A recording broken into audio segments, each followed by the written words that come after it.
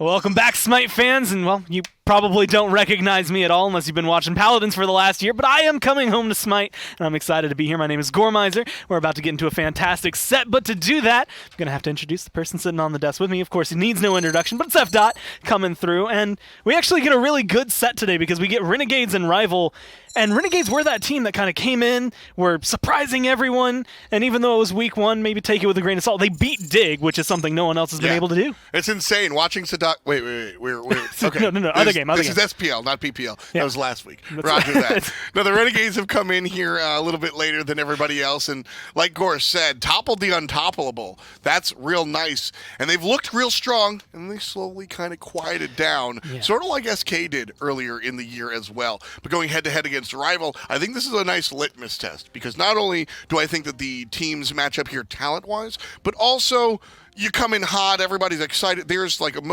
this is the real temperature test. No additives, no preservatives. Give me that au natural, and I'll see exactly what kind of team Renegades is. It's like all the spice from weeks 1, weeks 2, times where like you really don't know who everybody is. Yeah. Now you're cemented. For Renegades, their week 1 was like week 8, so they've had a little bit of time to simmer down. But now they've been able to kind of come in, and like you said, a lot of big names on both of these teams. In fact, I was actually really happy that I get pulled in for this because I'm like, cool, 10 players that have been playing this game for years. I know every single one of them, and that's why we can kind of put like a magnifying glass on Rival. You can look through, first off, PandaCat having a pretty stellar mid-season, even though he's been ADC always in the past, but Captain Twig kind of coming through, just doing the job. Always has been old standard, up until very recently, somebody that has been to every single Smite LAN and just always been a pillar, honestly. I mean, for those of you that have followed the scene for a long time, I mean, Captain Twig and Gore kind of entered the scene at the same time, and,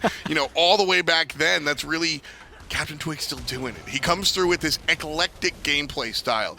We called him setup man for largely Season 5, and that's kind of what he found himself doing, but also at the end of the day, he can play these carries. He can be this Naja. He can be your killer as well. And the setup, man, like the way you said that, the two champions that we've seen highlights for are like the perfect examples. Like Naja can get kills, but Naja is, okay guys, I'm taking him up in the air, like follow up on me. The same thing for Hunbats. It's going to be, I might be able to smack you down, but hey, fear no evil, kill somebody. I'm setting you up, and that's been what he's done for years. And when you've got teammates surrounding you like this, like you celebrated PandaCat's ascension to the middle lane. Arkkyl has been one of my favorite hunters to watch for a number of years now, and fineokay has come out of nowhere. Season 5 came out. Hey, I'm a cool YouTuber. Check out my A to Z series. And by the way, I'm a pretty average or slightly above average solo laner. This year, you ask educated people, and they'll tell you he's top 4, top 3 players on the planet. That's insane. And Captain Twig, like we said, he can get the kills, but if you can set up PandaCat, Arkkyl, or Fino, I mean, that'll work. Dude, fineokay, like, I could go back 3-4 years ago and find like some random community tournament where it's like, here's fineokay playing with like, you know, Sheikah, a bunch of other guys that were always in what I guess now would be the minor league scene, and seeing him like make that climb has been monumental for them. And again, having Rival come in, being at 7-1, only losing to Dig right now, like being a very solid team, it's been impressive to make that climb and make these 5 pieces work together. I've always loved what Rival kind of did there, transitioning and making this team into what it's become with the veterans and the rooks surrounding them. Well, hey, we got to talk about him a little bit. Now we get to talk to him a little bit. We've got Captain Twig standing by to see how Rival's feeling as we go into this set. Here now with Rival's jungler, Captain Twig. And Twig, first things first, it's been a couple of days since we last saw you guys play. Anything spicy that we can expect from you, team, today? Nothing spicy. We're going to play a game, so because we've got first seed on the line, we have to win this, and then Dig have to lose their set for us to win, but we're still going to go 100%, try to win. And what do you think are some of Renegade's strong suits that you guys are planning on maybe trying to exploit today?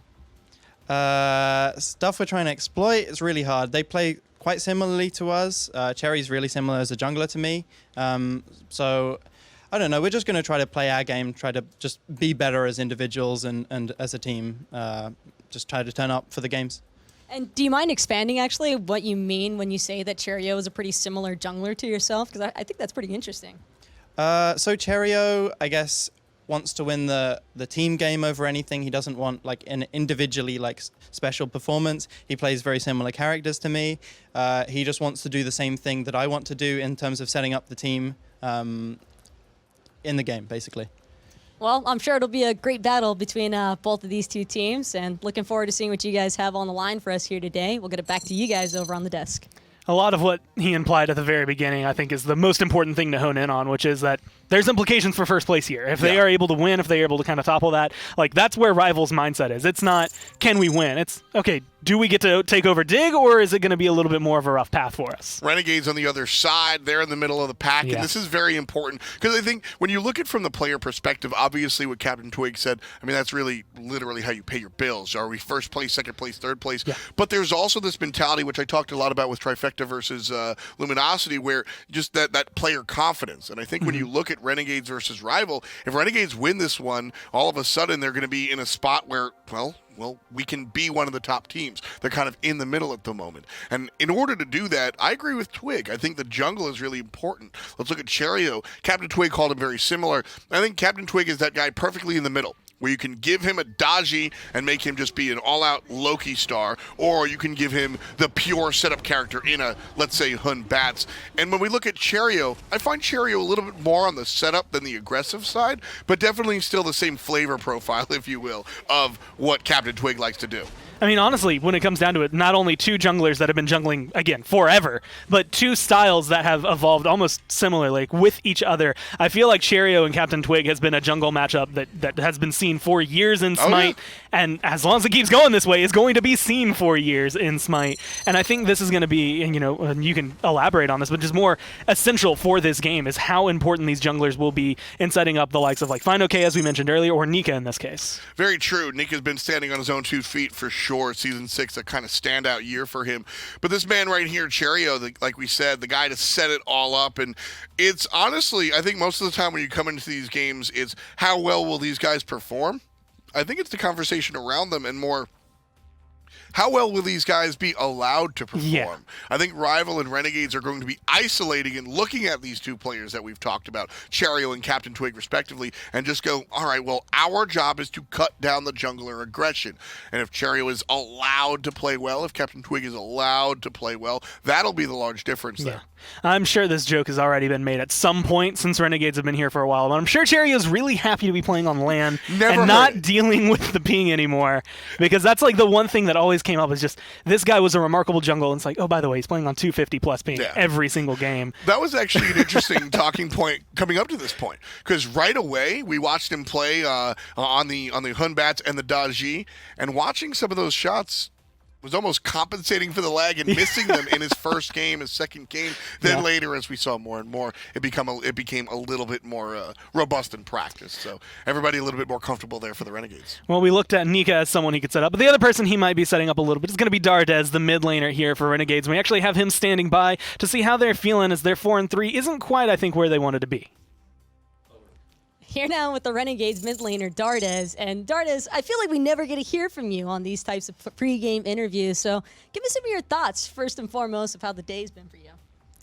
It's been great. Cherryo woke me up this morning by singing in the shower. So, yeah, it's been great. Was it good, at least?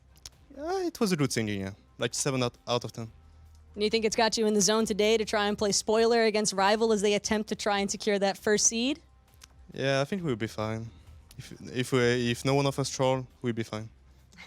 Who do you think would be the troll, if anybody, on your team? It would be Funballer, it would be me, and it would be Cherryo as well. Well, a lot of different options here for Renegades, but as the mid laner for this team, what's it been like kind of adjusting to mid lane in the SPL? I think it's been pretty easy because Cherry helped me a lot. Like, it's really easy to play mid around Cherry and Raphael as well. So yeah, the transition has been pretty easy so far. Well, interesting stuff for sure coming out of you guys as always, and really looking forward to seeing what you guys are going to be able to do up against Rival here today. We'll go ahead and get it back to you guys over on the desk.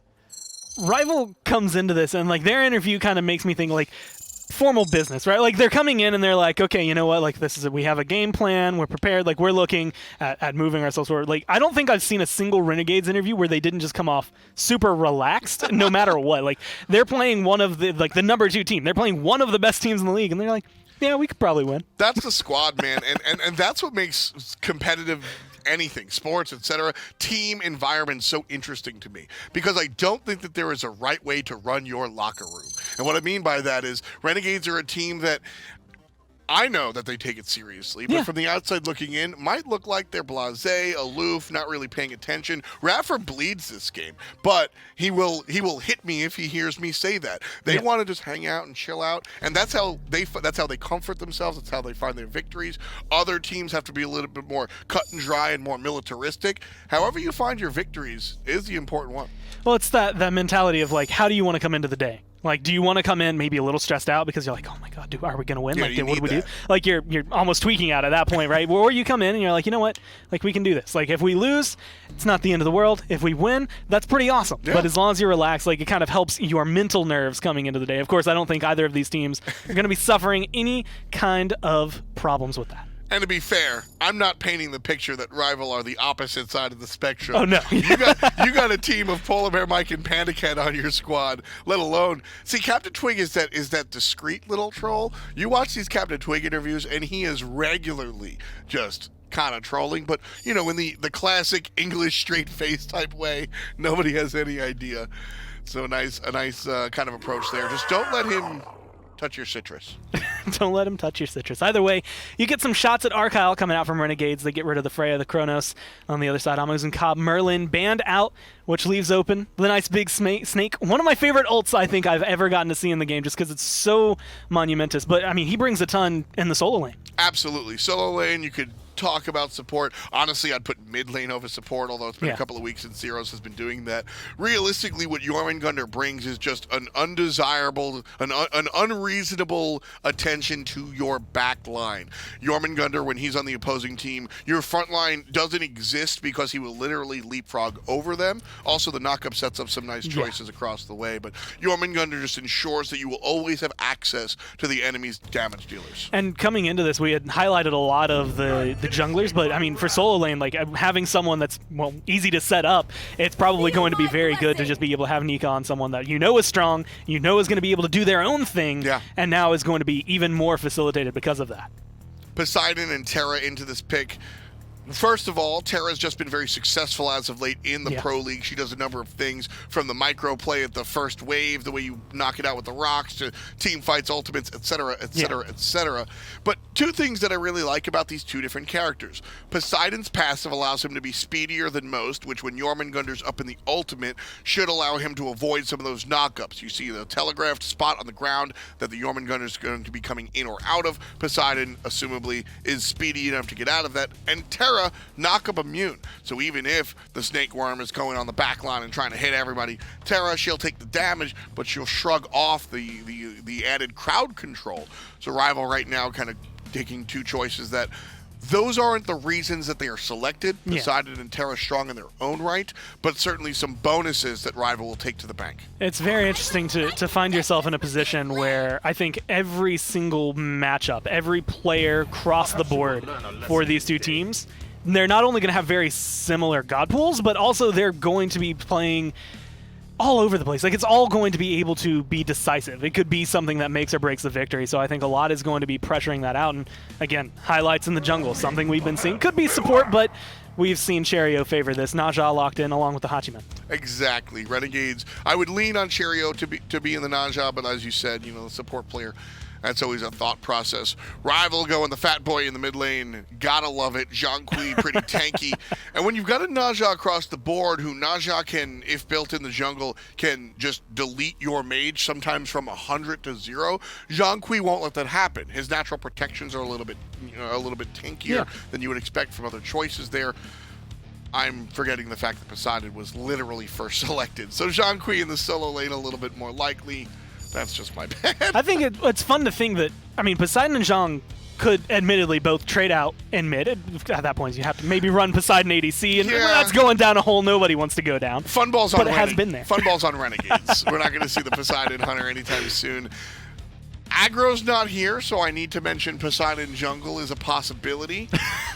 I'm getting a text message. You know, it does exist the text message in some form of play. Like, if I queue up, I'm tempted to, like, someone in my game's going to play Poseidon Jungle, but, like, Not recommended. Yeah, Aggro just texted It comes me. with 3 asterisks. Yeah, next he to just it. told me to shut up. I hear you on the desk. But realistically, it's likely to see Zhong in the solo lane. The tankiness allows him to be there. And for those of you that say, why just pick a mage in the solo lane? Zhong, Gem of Isolation, can be a team fight turnarounder. I'm going to coin that word. Yeah, that's a team fight turnarounder. That's a good one. Yeah, and it can just really just demolish, slow everybody down. Can really take up a lot of space, and obviously a little bit tanky with respects to how many protections he can stack. And that tankiness, again, you're looking solo matchup, probably going up against that Jormungandr, so he's going to have to be able to sustain himself at least a little bit. But as you can see, Rival focusing out the supports here. You're going to have the Athena, the Khepri coming through. A lot of potential with Athena for setup, and then a lot of saves there with the Khepri. By going magical into the solo lane, you kind of prevent Jormungandr from building the hat with the physical props. But at the same time, Voidstone will certainly enable Jormungandr as well. So that's neither here nor there for sure. But right now, just looking at the halfway draft, I got to say, I like Renegades a little bit better. I think that Jormungandr has tremendous presence. Naja in the hands of Cherryo is fantastic. Even if it winds up on the support side, it's a nice look. And Hachiman, just the evergreen hunter. Zhong, Poseidon, Terra.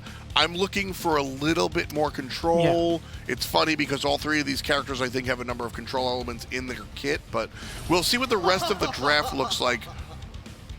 Rom is straight damage, but if it's Arkkyl, I'm here for it. Your reaction makes me feel like we haven't seen enough Rom lately, and that is something that, again, like when he came through, like he just does his role, and that's kind of the thing. Like Renegades actually have that vibe for them in their top 3 picks. It's just they're just gonna play.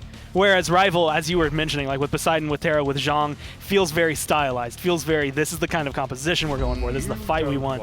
Rom brings probably more of just the bland, hey, I'm Arkkyl, I'm going to play my role. But, like, admittedly, that's what you want him to do. Ganesh, Zeus locked in there for the mid lane up against Poseidon. A matchup that has literally gone through time coming through. So how are you feeling about Renegade's draft? Renegade's draft, I absolutely love it. I think Ganesh is a fantastic choice here.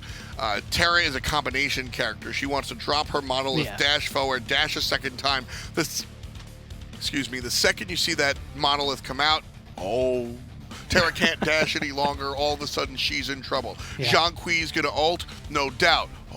My team's got protections, right? Rom's looking to roll out afterwards. After he got in some trouble. You're not going to be able to roll out either. I love the choice of Ganesh here. I love the choice of Ganesh for iRaffer specifically, because here's something here's a second level that we generally don't talk about Ganesh. Ganesh can do something unique in that he plays in the middle of the team fight. When you look at characters like Athena, they want to play up front so they can get the taunt and enable their players. When you look at characters like, honestly, Khepri can play both, but let's lean on Khepri.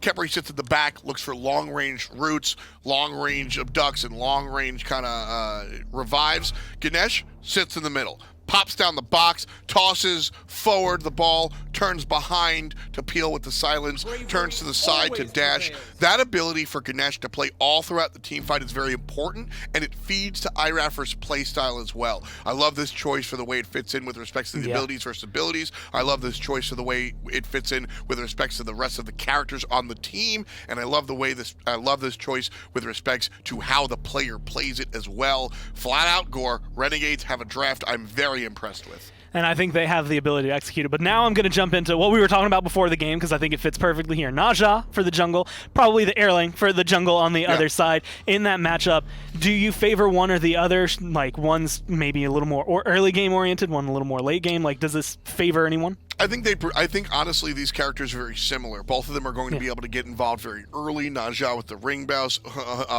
Shen with just the knockup and stuff. So honestly, like I said, Renegades, I like the draft a little bit more, but this is even.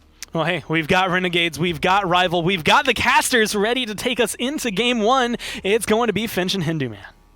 Man, not only do I get to watch a really good set, but I got some gore in my day too. I mean, this is a nice day for me. Only problem is I'm stuck with this guy all day long. Graham Hindyman Hatfield with me. Looking a little taller, though. This stool that Taco stands on is great. Look at me. I'm a giant. Well, don't jump on it. Sorry. Come on now. Taco needs it. You know, Wow, it's right? really nice being up this high. Yeah, I gotta look up at Hindyman now here. But I mean, you heard them talking about it a little bit towards the end there, man. How much this Zeus is able to survive for Renegades and get off its damage. That's what's going to be so critical. I imagine it's going to be our man Dardez as the focal point here, trying to get away from this Erlang Shen. But it's more to do with the timing of when he gets that ultimate off as well. Because the main thing from Zeus, Ryan always says it, Aggro always talks about mid laners, the main thing you want to do if you're going to die, well, sure, but the main thing you're looking to do every time is get your damage out even if you're going to die. And Zeus in this game, we'll see when Dardez feels threatened and looks at that. So far, though, his mid-career in this mid lane for Renegades has looked way better than I expected. I think it's been really strong for him. What a benefit, isn't it, that he gets to die and still do his job in the team fight. Not like the Hunter, you got to make it through the whole thing. But you're right, Dardez's performance really has been impressive, and he swapped around even a little bit last year, right? Just moving from support to the Hunter role. They were trying to see a little bit about getting him more into those carries, and I think here in the mid lane he's found a nice home. I think in the grand scheme of things, though, players around him realize that he's got more potential than just playing support. His mechanics are really strong, and oh my goodness, Arkkyl took a terrible trade there. But luckily enough, the minion wave will keep him alive.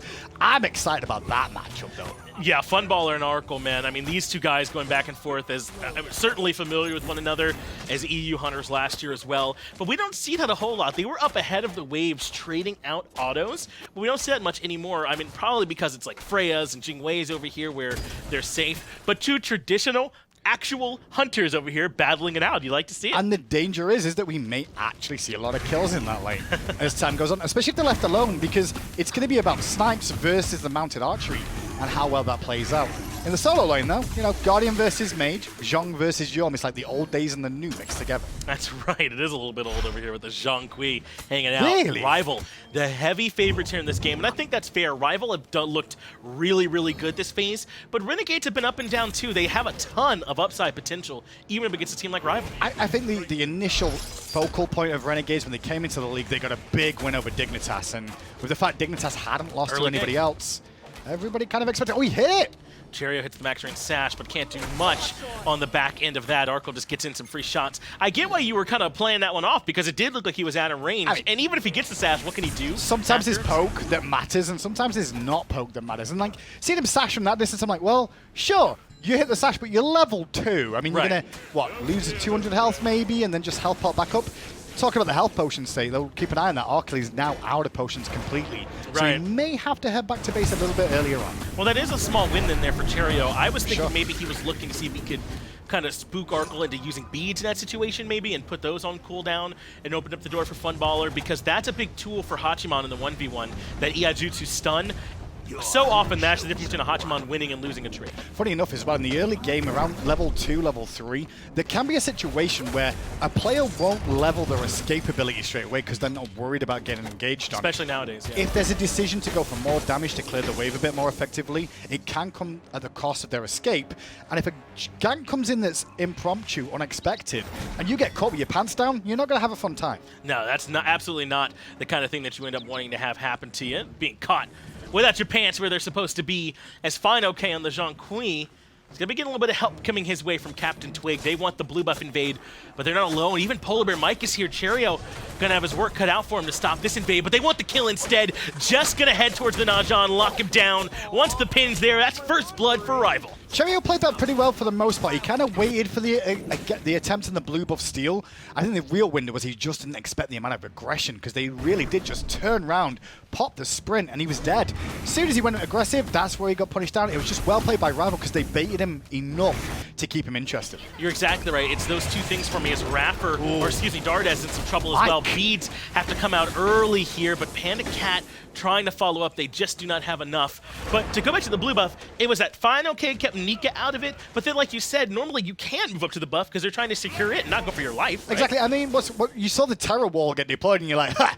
he missed that. What a fool PolarBearMike is. And then you're like, well, I could just wander into the buff now, maybe throw out my ring toss and secure at the tail end and get a good bit of damage off, maybe even get a kill. But instead, that's when Rival went, you know what, we don't care about the buff anymore. 400 gold is more important to us. They're able to grab first blood and slow Renegades down a little bit, particular Cherryo. And now that feels like almost 2 strikes against him. The first one was a little bit of time he spent looking for Arkkyl over in left, and I don't think he found much there.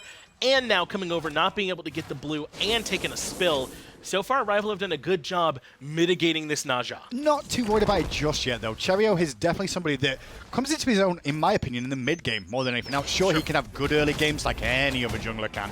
But in the mid-game, even if he's behind, Cherryo will still make the same plays time and time again. He's looking to find the initiations. He'll find windows that sometimes go unnoticed by teams. Specifically with Naja, he'll look for the sash and then windfire wheels onto a different target. Mike wants to contest the speed. I like the idea, but just won't be able to get it done. And you heard Twig say, to go to your point about Cherryo, that he felt like him and Cherryo were very similar junglers in that regard, because they do both play very facilitating a lot of the times. They like to support and be the setup men for their team. So it's kind of going to be a battle between those two to see who can put their team in a better position. And I think that what you're looking for there is role player. They both will just fit to what the team dynamic needs. Most of the time, though, Cherryo ends up in the same sort of role time and again as the initiator, the one that's going to be try and do what he can for the team to facilitate his carries. Twig, meanwhile, can sometimes be the carry for the team when required, but can also even facilitate more and be a backline support if required, or even give up farm where it's needed. iRaffer felt forced to use the Dharmic Pillars, and I'm starting to think he was right. They were definitely willing to dive him there, but the Ganesha makes it out. That sprint was up as well for PolarBearMike. It looked very odd to see the Dharmic Pillars down there, but you're completely right with what you said, Finch. He could have potentially been pitched, so better safe than sorry. Captain Twig has already dropped the 9 turns blessing, so expect the heal to come through. He does end up getting stunned. If he did get healed, it was not much. Funballer is the one that finds the kill there in that engage, and now PolarBearMike might be isolated. There's the detonate, but Arkkyl from the lane finds a trade to at least make it 2 for 1. Sure, he takes down Funballer, which helps Arkkyl out in the lane, but it didn't really help out Rival in the grand scheme of things there. Renegades play that much better. Funballer being in that fight earlier on when Arkkyl wasn't, made the man advantage count, and then Dardez's rotation, especially when you take into account the Ganesha ultimate, the dog pillars weren't even available for that That's fight. a great point. Yeah, that was forced out from iRaffer early. That might be why Rival felt so comfortable looking for that engagement and still weren't able to find very much on the back end, except for Arkkyl kind of saving it by at least getting 1. But Twig, it did not look like he healed very much at all from the 9 turns blessing there. He kind of melted under the pressure from Renegades. They've got to lock that down a little cleaner. It's not much of a heal in the in the early game anyway. It's more to do with the taunt and setup. It's a bit of sustain, but early game you've not got the power, you've not got the itemization to really make full use of it and weather the storm of aggression. Sure, there's 2 points in it now, but the 9 turns blessing, as you can see, 150 health. It's not a whole lot. That's what, 2 autos from a hunter pretty much? Yeah, it goes up by percentage of your health as well, so you're very right that the later into the game we are, and the more he itemizes in that direction, the better it will do. So unfortunately, Twig didn't get a whole lot there, but that won't deter Rival's aggression. Cherryo sashes even through the whirlpool, and now it's Renegades' time for the setup. PolarBearMike gonna come right back down to the Dharmic Pillars, and a clean kill for Dardez. They might not even be done. PandaCat's low, but in comes Arkkyl. Yeah, Arkyl's there. PandaCat definitely needs to get away. Raffa gonna get aggressive on Arkkyl for a moment or two as Twig comes in. Up into the air to look for the return sites, but he wants to clean up Cherryo maybe? Those shots were nowhere near Raffa. The third one hits him, but Team Rival can't find a response kill. That was Arkkyl taking another bite of the apple before he'd swallowed the first one. Yeah. Because he wanted to kill on one target and then get the tail end on Ganesha. In the end, they dropped both of them in the engagement. Not doom and gloom, though, from Rival, but it's very active for 8 minutes in. It has been a lot, and it's because Rival have been the aggressors. The constant pressure on that order side blue buff has enabled PolarBearMike to harass Cherryo a lot. They might even look more for Raffer here. The walls cut off the path. We saw this earlier in the day, but this is right where Dardez wants to be with the Zeus, and that allows Raffer to dash through the wall. Really good ult, actually, from Dardez there. Raffer was caught between a literal rock and a hard place in that situation there. But he played it well. He didn't walk into the walls. He tried to keep them busy there, and it just gave a bit of a window for Dardez to go, okay, Chain Lightning's up. I guess I dropped my ultimate because this might not be enough to dissuade them from being aggressive. And so Rival, instead of potentially losing 1 or 2 members there for a support, they just fall back and say, okay, you know, you escaped, good job, but we got the Zeus ultimate at least. At least force them to use some stuff to get them back out of that situation, but well played between Dardez and iRaffer, just to make sure they don't lose anyone there at all. Interested by Dardez's build choice here as well, going for the lifesteal option. Most of the time on Zeus's, you normally see a run of Tahuti rush a little bit earlier. Very big power spike for him with how the kit plays out and the detonate ability. But this time, Dardez recognizing that he may get a lot of focus towards him in these engagements, so going a bit more of a sustained option. Possibly Pythags, I'm not sure. Yeah, we'll Probably see. not, They actually, have it yeah. for Nika already, so maybe then No, right into the band crosses. Dardez gets pulled in, and there's the Erlang Shen damage you're looking for. Didn't even need Arkkyl's ultimate, but it was there for the support. Man, Erlang this early against a Zeus, it's going to look like that a lot of the time. Twig's really going aggressive on him, but so is Cherryo, to be fair. Both these junglers, both teams are playing through the jungler. Mike has done a lot of good work on this Terra in the early game too. But you saw how Dardez falls down there. That was all set up by the last engagement where they looked to pick IRaffer. Zeus ult down. Well, guess what? Let's get aggressive on Zeus. This is relentless, though, from Rival, isn't it? The way they're constantly moving in a Renegades' jungle. Yet again, the blue buff stripped away from Nika. At this point, I mean, as much as I'm sure he wants the mana, it's about the farm he keeps missing out on, man, that they're able to give to Twig, to give him a leg up over Cherryo, and to strip away from Nika. I think at the 20-minute mark is when you kind of sit there and go, okay, what is the state of the game now? How far behind in gold are we? How far behind in experience? And then what do we do next? Is it play on the defense and hope for a pick? Sit on our tower line? Maybe a fire giant fight because, you know, they're very risky these days. Sometimes you will lose the early game, but teams need to be cognizant of what they've got going into the mid and later stages, of whether they can weather the storm of being so far behind in the early game. And that's been something that's been a tale all the time in SMITE. And you feel pretty good if you've got like a Ganesha Zeus, so Zeus who's a pretty strong win condition, and someone like Ganesha can keep him alive, Nika to provide plenty of setup. Renegades can stay within striking distance and have plenty of a chance later on, as it was indeed the band crops there for Dardez. Yeah, anyways, Renegade's composition, scaling is fantastic as this game continues. So even if you are at a deficit in the early game or losing some battles, it's not doom and gloom. The only problem is that Rival do match them pretty well as the game goes on. Maybe just a little bit of a fall off in Poseidon compared to that of Zeus, in my opinion. But other than that, they're pretty good into the late game as well. Look at both of our hunters itemizing into crit. In fact, Arkkyl's going real old school here with the Shuriken, as if he wants to go into the Poison Star right away, where it looks as though Funballer probably is going to be doing the Rage, which is a bit more in vogue nowadays. And this makes a lot of sense. It's very early for them both to be going into crit, Right. but when you look at what would you normally see against crit? Thorns. Yes, on a warrior almost all On the a time. warrior right? Yeah. or a solo laner. But when Yeah. you look at the solo laners, do you really want to see Zhong with Thorns? I don't think if you're fineokay, you're like, damn, I really wanted to pick up Thorns this game. It's not something you want to do. Same can be said for Jormungandr in one respect. Sure, he will make good use of it potentially in this game, but he's got a lot of magical characters to deal with as well. And Thorns might not be the biggest call that he'd like to go, but it will probably be forced now. Plus, a lot of Jormungandrs don't build particularly tanky nowadays anyway, and it looks like Nika is doing the same thing, so we might not get a ton of Thorn's value out. So I think both of these hunters recognizing there's not really anyone in this game to punish crit, and they've kind of started a bit of an arms race here. It also makes that a bit of an issue for some of the squishier people on this map as well. Specifically from Renegade's point of view, they'll be looking to try and kill Arkkyl and kill PandaCat with this crit. It won't be as effective against the Zhong. But on the other side, Rival, if Arkkyl going crit, going to cause problems. This tier 1 tower down is already causing an issue. Nika's ultimate's been forced out here on the right-hand side. PolarBearMike yet again making his presence felt. Cherryo drops the ring bounce, but what a good juke from Captain Twig. He might even look for some turnaround potential, but Dardez is here. This won't be as easy as he likes.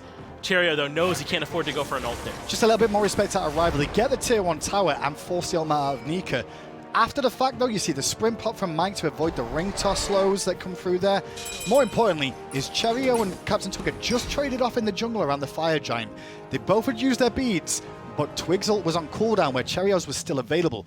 Taking a fight against the Najjar with Windfire Wheels, and there's a frickin' Zeus in backup for him. It's not necessarily the greatest idea in the world. No, you are almost guaranteed dead when you come back down. But I mean, shouldn't someone go tell Arkkyl and Funballer that it is Season 6, it's 2019, and you can't just pick physical hunters and build crit anymore? It's just not, it's not what we do anymore. It's certainly still very good. I'm joking, obviously. I was going to say, they're both realizing it's Season 6 because they feel like they're useful now. I mean, they just went through Season 5 where hunters pretty much did nothing apart from exist. We love it. Yes, thank you. Now it feels like as the game goes on, they definitely make an impact in these team fights. Poison Star first makes a ton of sense.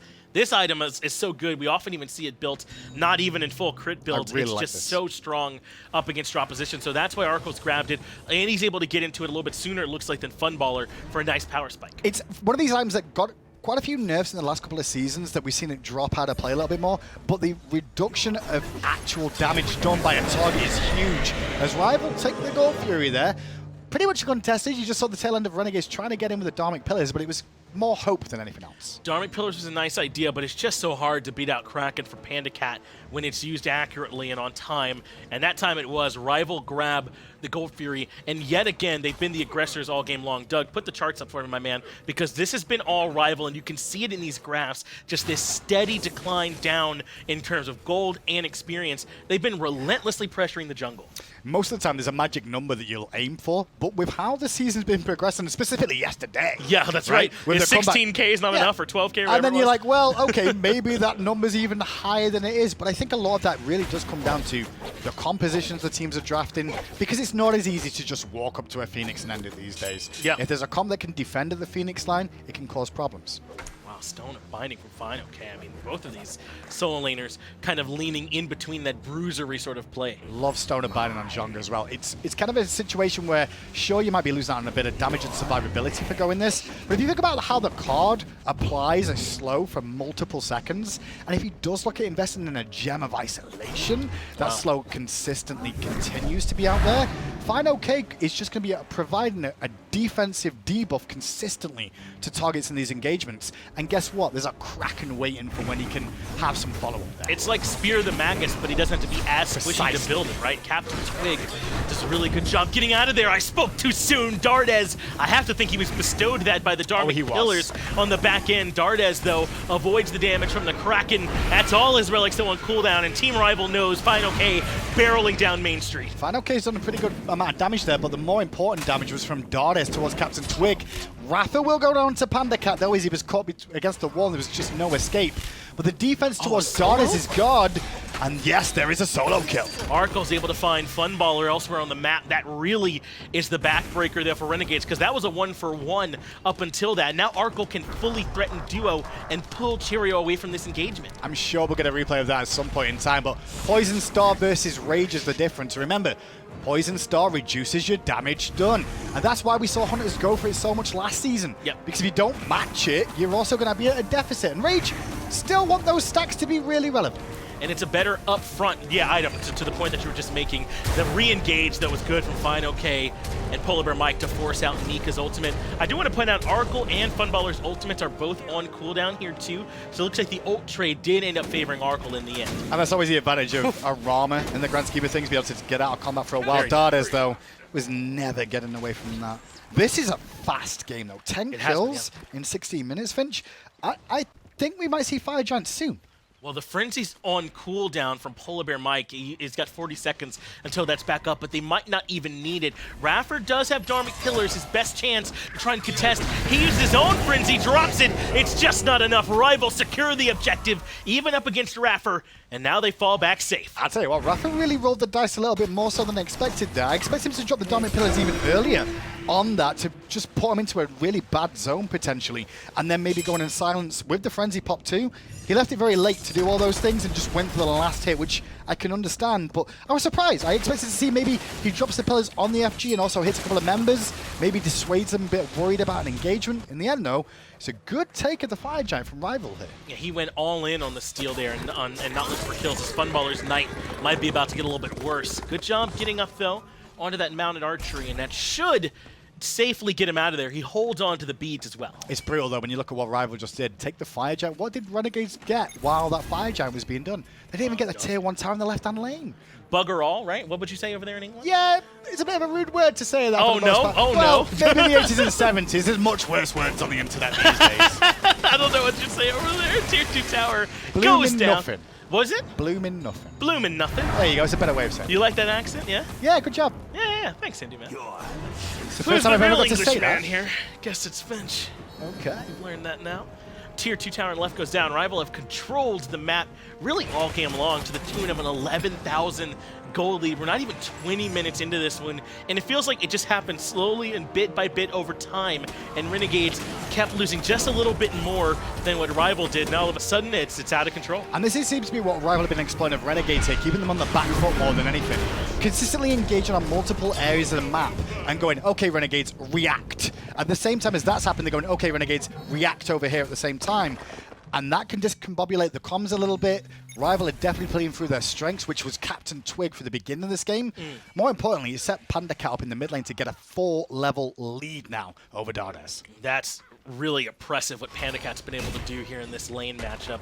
And we've heard him talk about it before. You know, he feels like he doesn't have to split that much with Twig. It helps him out in terms of farming, but being 3-0-1 hasn't hurt either. And I mean, I've hit this storyline a lot personally myself, but it's so big that PandaCat was able to come into the mid lane and need almost no time, like 2 or so weeks, to really get into the groove. That's why Rival's been such an impressive team. You thought it would take longer for them to get to this point. So I don't know exactly what goes on behind the scenes, but I guarantee you some of that is definitely down to Twig and Mike supporting him through this transition too. Yeah, he said they didn't just leave him on an island. It feels like they've definitely helped him out with like, hey, don't be that far forward, you fool. And maybe, you know, more impolite or more polite than that, who knows. But it definitely feels that PandaCat got some assistance. Plus, he already had the connection with Mike anyway in the dual lane. So Mike knew his playstyle before this even started. And had that trust that he'd be able to come forward exactly like he's done so far.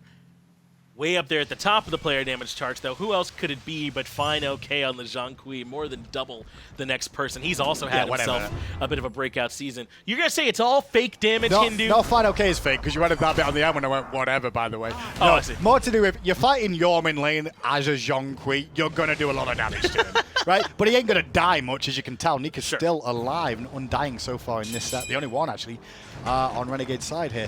But yeah, a lot of that is incidental damage of being in the solo lane. I think it really, what you can track that damage is times Nika hasn't gotten to ult in the fights, right? Because every time that damage has gotten enough, he has to ult away defensively from fineokay.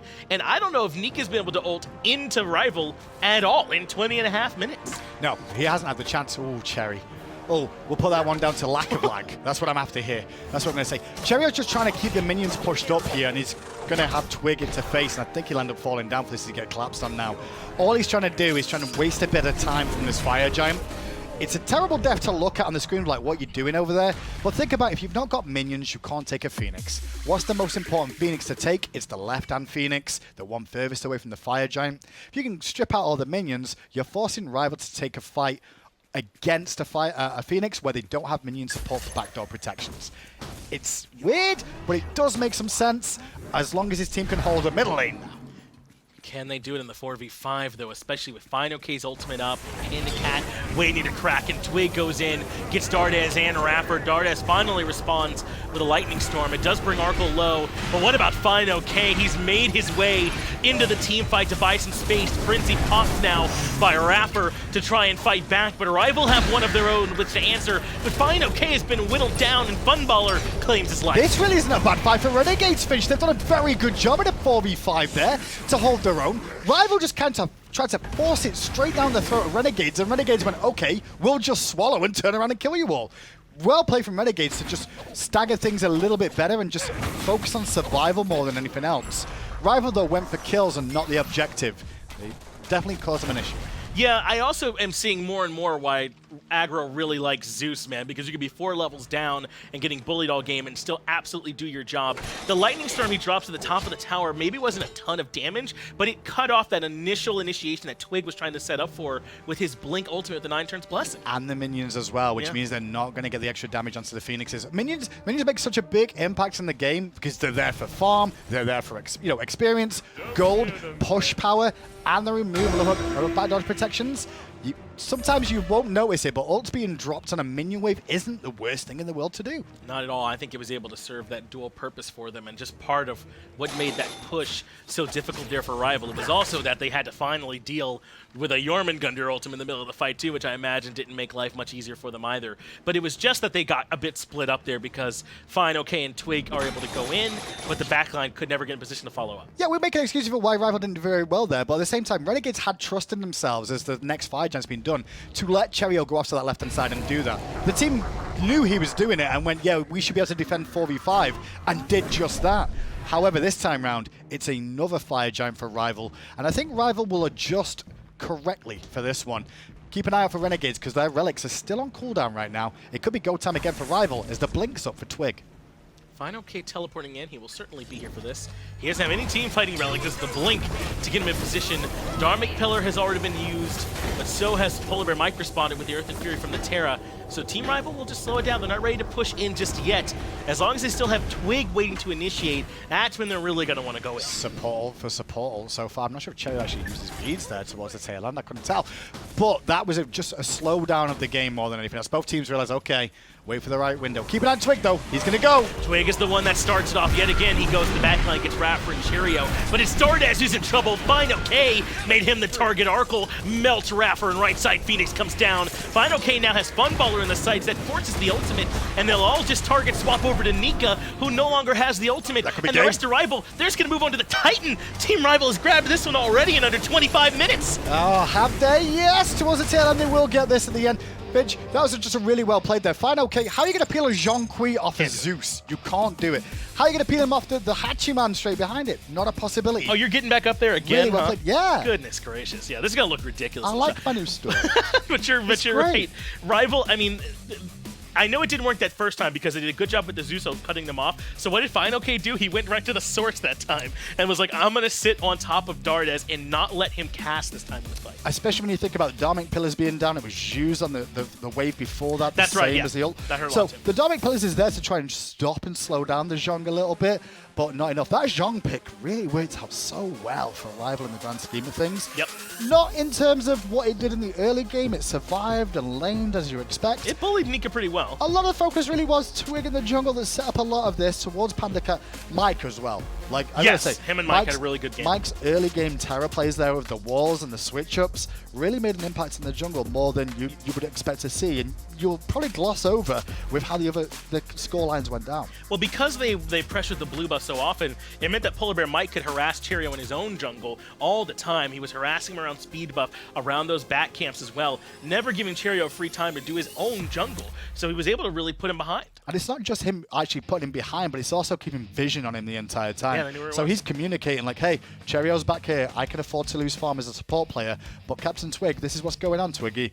Go over there, pressure the right-hand side, because I know he's at your speed buff. You get a lot more information by keeping eyes on. Remember, Arkkyl got that solo kill on the Funballer as well. That one was pretty critical and allowed them to start pushing down in duo. So a lot of key factors end up going Rival's way in that game. But you don't have to worry about Hindu and I breaking it down. Let's get it back to the desk.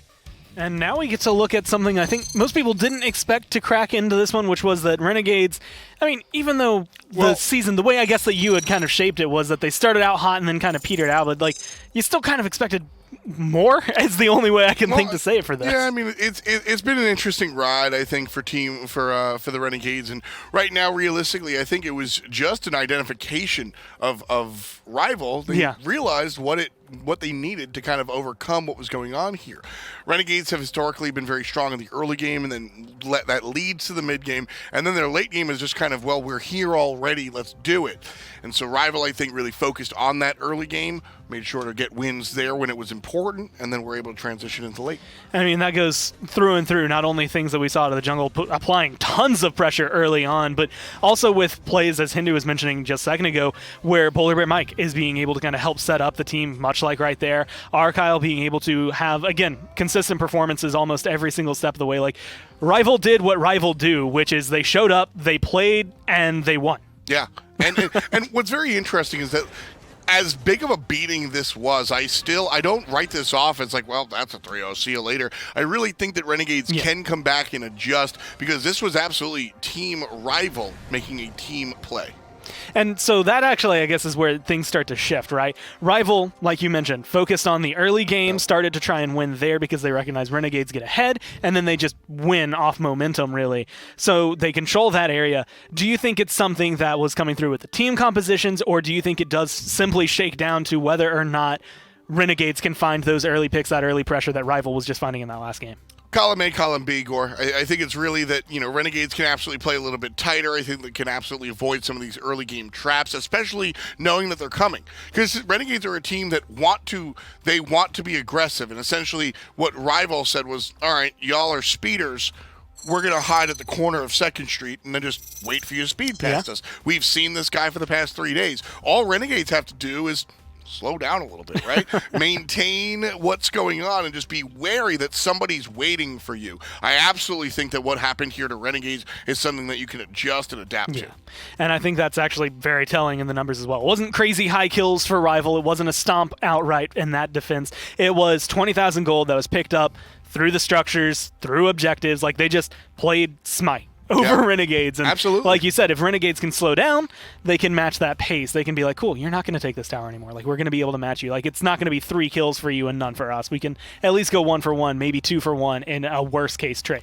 And this is as close to an ideal Arkkyl game as you can get. You can see the structure damage out of this world. He knows his job as the Ram. 3-0-0. Not the highest player damage, but again, this was an early game focused game, so you're going to see more about Captain Twig, PandaCat, but even fineokay, right? The solo lane is going to go banging back and forth, but Fino obviously doing a ton of damage here. Arkkyl sat in the back, finish players off with the long-range ROM snipes. That's what he wants to do. He wants to show up, go to work, do his job, and collect $200. He's on his way to pass go. And I think this is actually one of the best ways to look at this set now, because it is, I mean, it's a full game between these two. And this goes back to the players that comprise both teams. Both of it's elastic. They can stretch. They don't break when it comes down to it. They're like, cool, we lost. What went wrong? Like, you could see Renegades in a couple of the camera shots. They're just talking it out. They're not mad. They're not sad. They're just like, cool, something went wrong. This is where we messed up. How do we change it? And I think it all starts here in picks and bans. Renegades opting to go first once again. And I honestly don't know if they're going to change too much. I mean, at least the first half of their picks and bans were really solid. Exactly. And that's kind of what I was getting to earlier on when I said Renegades can absolutely kind of adjust here.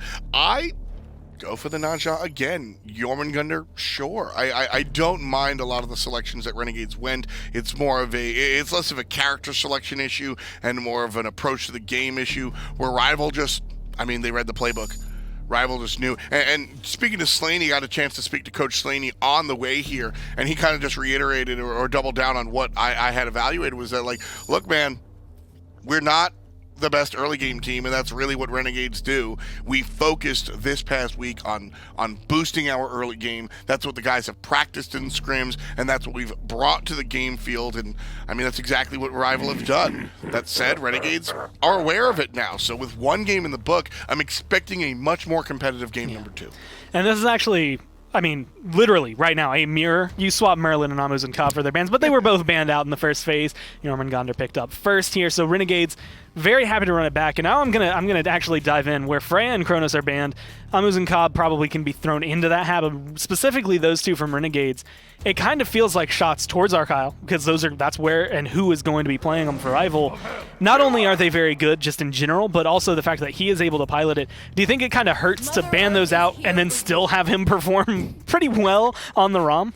Yeah, it certainly hurts a little bit. The thing that, Renegades do hang their hat on, so to speak, no pun intended, is that when you look at the Freya and the Chronos, these characters take over games. Rom didn't do that last game. No. Arkkyl did great, 3-0-0, but definitely had less than half the damage that Zhong was doing and similar stuff. Even compared, he was the third carry as far as DPS. Yeah. So Rival's Hunter did the job, didn't exactly take over, but I think Renegades are kind of happy with their bans. He was tower killer extraordinaire, and There that's you go. about all he had. It There was you just go. like, cool, I'm 3-0-0, like, I'm winning my matchups, but I'm doing my job, which is, see that thing? It's gone now. I'd much rather that be the case. I'd much rather see less numbers in the stat line than 4 deaths because you rolled in trying to get last hits or played over-aggressive. You have the luxury of fineokay and Captain Twig and the people around you. You have that is a hunter's greatest dream is, all right, if it goes real late game, I have 6 items and I can 3-shot everybody. But if it doesn't, my team will do the work. If the game ends, under 25 minutes or right around 25 minutes, I kind of have to, be patient with it. And I feel like now is where we'll start seeing the shifts up coming through. It was kind of, I think, a big focus for Renegades last time. They really wanted to get Cherryo his pick early. They grabbed the Naja. They grabbed Hachiman, which here they just trade out for the Anhur. But Athena, who is, I would argue, one of the few supports that can truly change the pace of a team fight. I feel that as well. Athena taunt monumental, kind of ignored up until the past couple of weeks. Yeah. iRaffer has played this very, very well last time around. The last set we watched Renegades play, I mean, it felt like iRaffer was playing some of the best Smite we've seen in eons. So with respect to that, Athena, I would like to see in the hands of iRaffer. That said, Yeah. it is a Cherryo selection, so it could wind up True. in the jungle as well. I do want to touch on Rivals composition, Zhong, Terra, and now Batz. Yeah, Zhong is going to do 25,000 damage in 23 minutes. You pick him a second time. It's that simple, folks. Easy That's peasy. what we're doing here. And the Terra was, very, very integral in the early game stuff. But really, the Zhong is what I wanted to shout out. That is, the quintessential example of if it ain't broke, do not try and fix it. And again, kind of relapsing on what was solid at the very beginning of the game, like what helped, I want to say, facilitate the first few kills there for Rival. Terra was part of that. Terra is a factor for them. And I want to say, just play this beautifully with the bans, because if you're Renegades here, you have to ban Freya and Chronos, because like you said, they will take over the game. Yep. And if you're Rival, you don't have to ban Terra. Like, you just let her through. Like, you have to deal with the Jormungandr, but you just showed you can do that. So they're kind of allowing themselves to play with this perfectly. What was your take on the Jormungandr in game number 1? Because it impressed me. Yeah. It did work. He was solid, I think is the only way I can describe it. Like, he did his job, and the problem was that there wasn't enough backup. Like, there was actually a point where Rival were trying to push down mid Phoenix, and it was just kind of Jormungandr saying, no. Yeah. You don't just do that. Like, you have to at least respect us a little bit. I think that's why we see the stop there, because Funball on Chronos, Dardez on Chronos. Chronos for Renegades is an absurd selection. So to ban the Chronos and in order to take the Jormungandr, I think is a telling sign. Yeah. The Anhur is certainly a choice as well. So I'm curious to see where Renegades goes with the rest of this draft as we look at Funball kind of telling his team where he wants to see it. And I will say, out of 3 of those, I would say Freya, Chronos, Hachiman are Arkkyl. Like, if we let you have these, they're just going to be really good. We're just kind of control. Like, Hachiman is maybe more directed. First 2 are very much like overall game. That Poseidon is, okay, well, PandaCat, you're good. Yeah. We just don't want you to have this. Like, we want you at least not to have the same comforts from last game. PandaCat might be my favorite role swap to mid. We've seen Anditzer, we've seen Baskin, we've seen PandaCat now, we've seen a couple of other players, but PandaCat's transition from carry to the mid lane has been fantastic. It's really, I mentioned him in the players that we've seen. Oops. But PandaCat's transition to mid has been fantastic. An Ullr choice here for Team Rival. And I always love Ullr. Like, Ullr, you got excited about that. Yeah, with a ton of people, Ullr was like, I remember that week of Smite because that's all I ever played for that. So I can distinctly remember that block of time for me. I also think, not one of my diamonds, but I love hunters when it comes down to it. I love stance switchers. And I also love where he fits into it because, again, he's just solid. He has a lot of utility for it. If you need someone to kill towers, he's going to do it. If you need someone to find kills, he can, but he doesn't have to. A lot of kill potential there. I do worry about the lack of a CC immune ult. Athena with the taunts, Agni with the range stuns. Ullr not having it. It's not the same as, when I see an Ares or a Daji, I look for those CC immune ults. Ullr, it's not that situation, but it could be something that Renegades look to pressure. So here's where I'm going to zone in. Agni has always constantly, like, I would say he's a constant mid. He's never really, like, the #1 pick. He's never really the bottom pick. Like, he's just always there. He's always evergreen. Osiris is someone who kind of fades in and out, and in this kind of composition, kind of can go anywhere, looking like it might, like, literally could be anywhere. Like, normally I think we've seen him solo, but you could see him jungle, you could see him support. Where are these 3 gods going? They've got Jormungandr, Athena, and in that kind of composition, you think solo support. Even though you've argued that Athena could potentially be jungle. I think that's what we're going to see here, Gormizer. I think Osiris is... We've seen Osiris jungle once upon a time. It's not my favorite. I would like to see it stay in the solo lane. And the guy to play Osiris jungle is actually on the other side of the field. It's Captain Twig. I would expect for Renegade specifically, Anhur, Jormungandr duo lane, Agni in the mid, Osiris in the short lane, Athena jungle for Cherryo, and twofold. One, Athena jungle, Guardian jungle, that's Cherryo's claim to fame. Jormungandr, you want your aggressive iRaffer support, to have an aggressive iRaffer selection. And Osiris, like I said, he's a true solo laner in my eyes. I think that's why you choose him. His beat you up ability is very big there over there on the short side. So he can play jungle. We have seen it jungle. And if we do, then we see obviously Yorm and Athena in solo support. But realistically, I think this is Athena jungle. I would like to see the Athena jungle. I think the Athena jungle is fantastic, and I think it puts Renegades in a winning position. And it's that just the right amount of shakeup, right? Where they're like, cool, we're going to keep everything pretty standard and change up just enough to be able to maybe give us a leg up on Rival. Change our early game, try to get control there, and see what we can do as they look to try and tie up this set. Rival right now leading 1-0. And once again, we've got Finch and Hindu Man standing by, waiting to cast this one. Thanks, Gore. Thanks, Tom. We got Hinduman back down where he belongs. Yeah, we love to see it. Looking up. And then the Athena. My thought is that this is probably for Cherryo in the jungle, though. I mean, it's up in the air, but I mean, it's something he played a lot throughout his career. I actually think there's a lot of picks on both teams that could slightly be up in the air as well. Even some of the Ullr, the Hebo could be flexible just because I'm thinking that way. I will say I think it's Osiris solo, though. Main reason being it's such a good matchup against a Zhong, a Taylor's all the time. If Zhong has to come up to the wave to clear it for the most part, Osiris will batter him when he does so. So it wouldn't be surprising to see the Osiris in the solo lane just for the matchup. But, you know, it may be just standard. That's right. We'll get a chance to see here now. It is the Yorm over in the solo lane. Osiris for Cherryo and iRaffer playing the Athena support then. So it's mostly standard, and then they just drafted this Osiris to the jungle.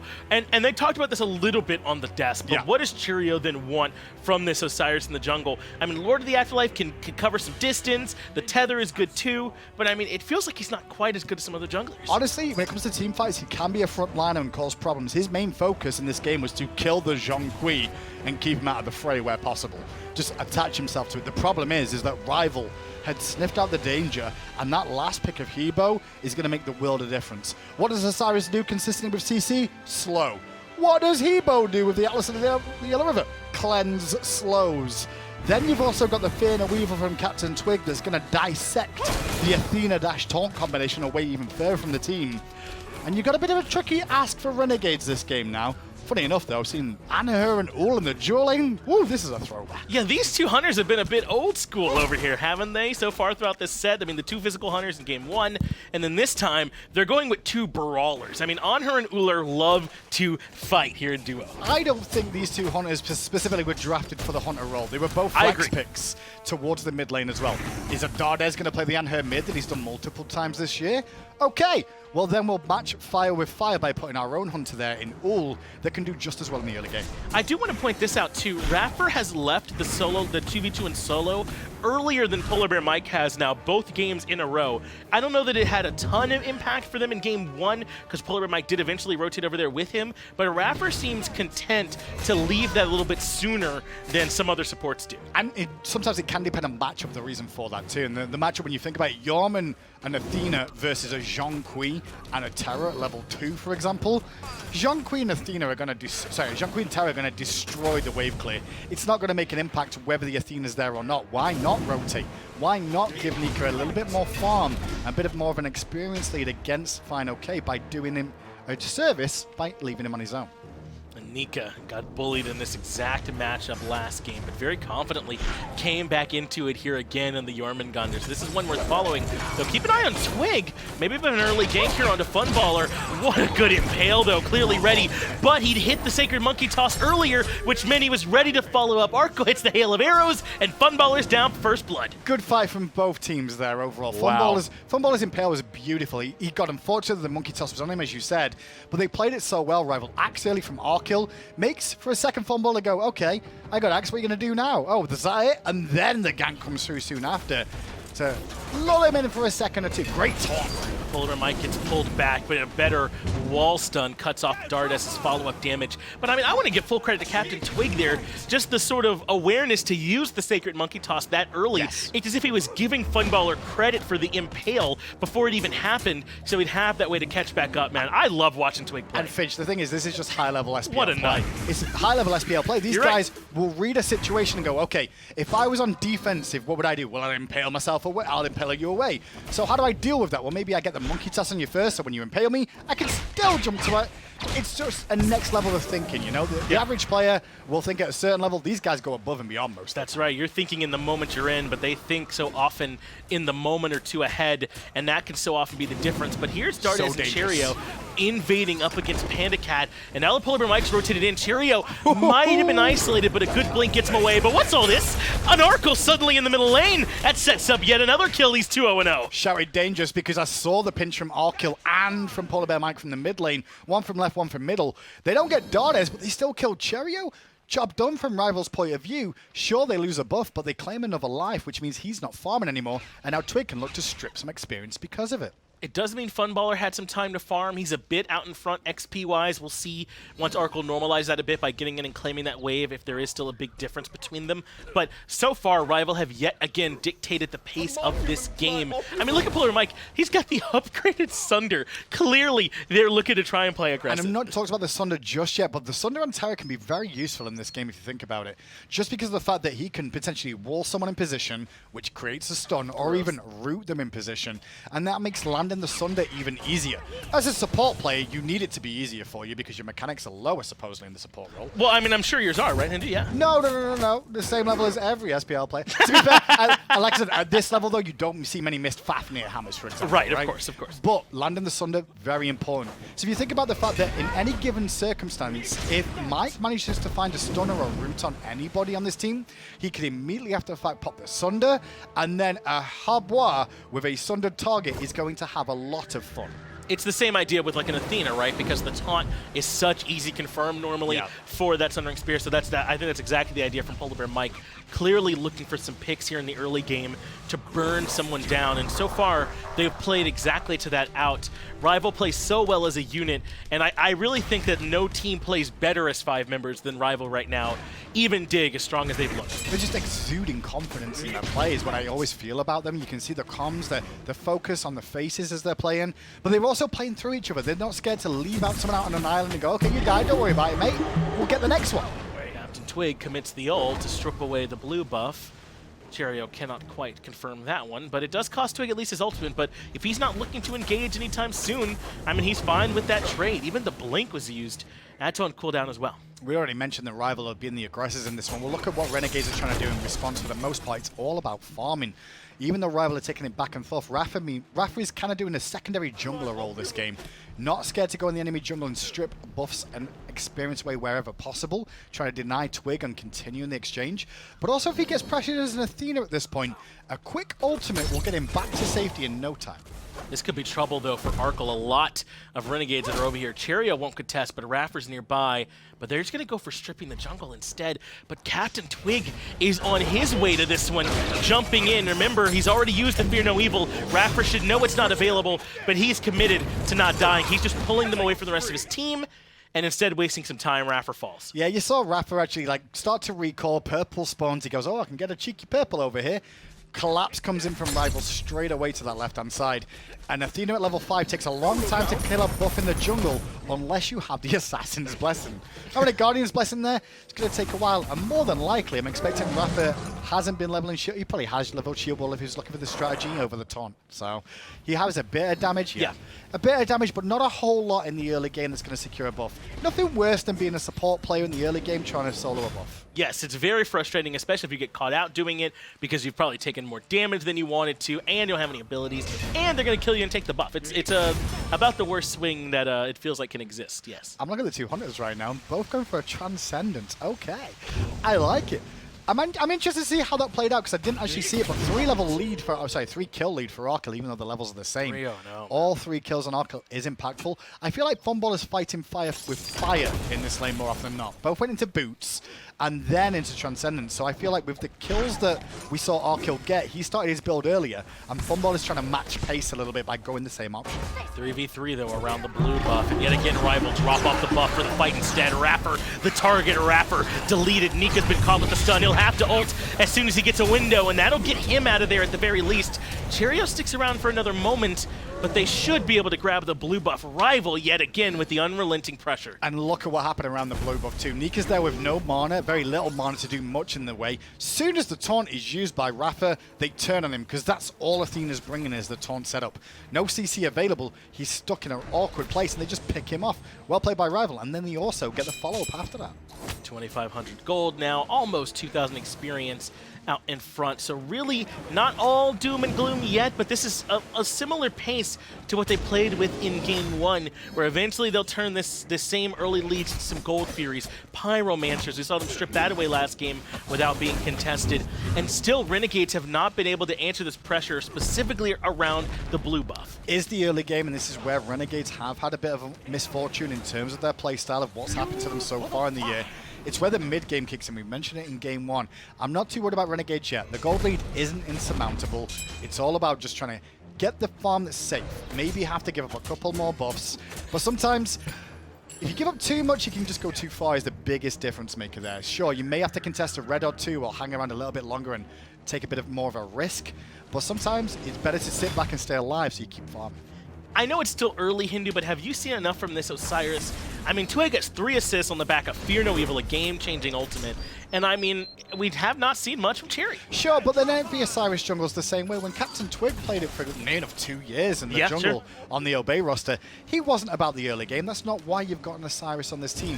In the team fight, he's going to make the difference. Take into account if he's got the tether up. If he tethers a Hebo, that's damage reduction done by the Hebo. Well, here's Captain Twig making his impact heard. Dardez, I think, got hit by the Sunder. Just freehand. That sets up for a kill for Captain Twig. The Agni goes down. That wasn't even the original target. That's an audible PBM calls. Fitch, this is disgusting to see Rival play this way. When you saw that fight in the middle lane, it's Twig and PandaCat fighting. Mike knows they're about to fight, but instead of going all in like you'd expect a team to do with all 3 of you collapsing, he waited patiently. He watched from the wings and went, okay, dash down on Agni.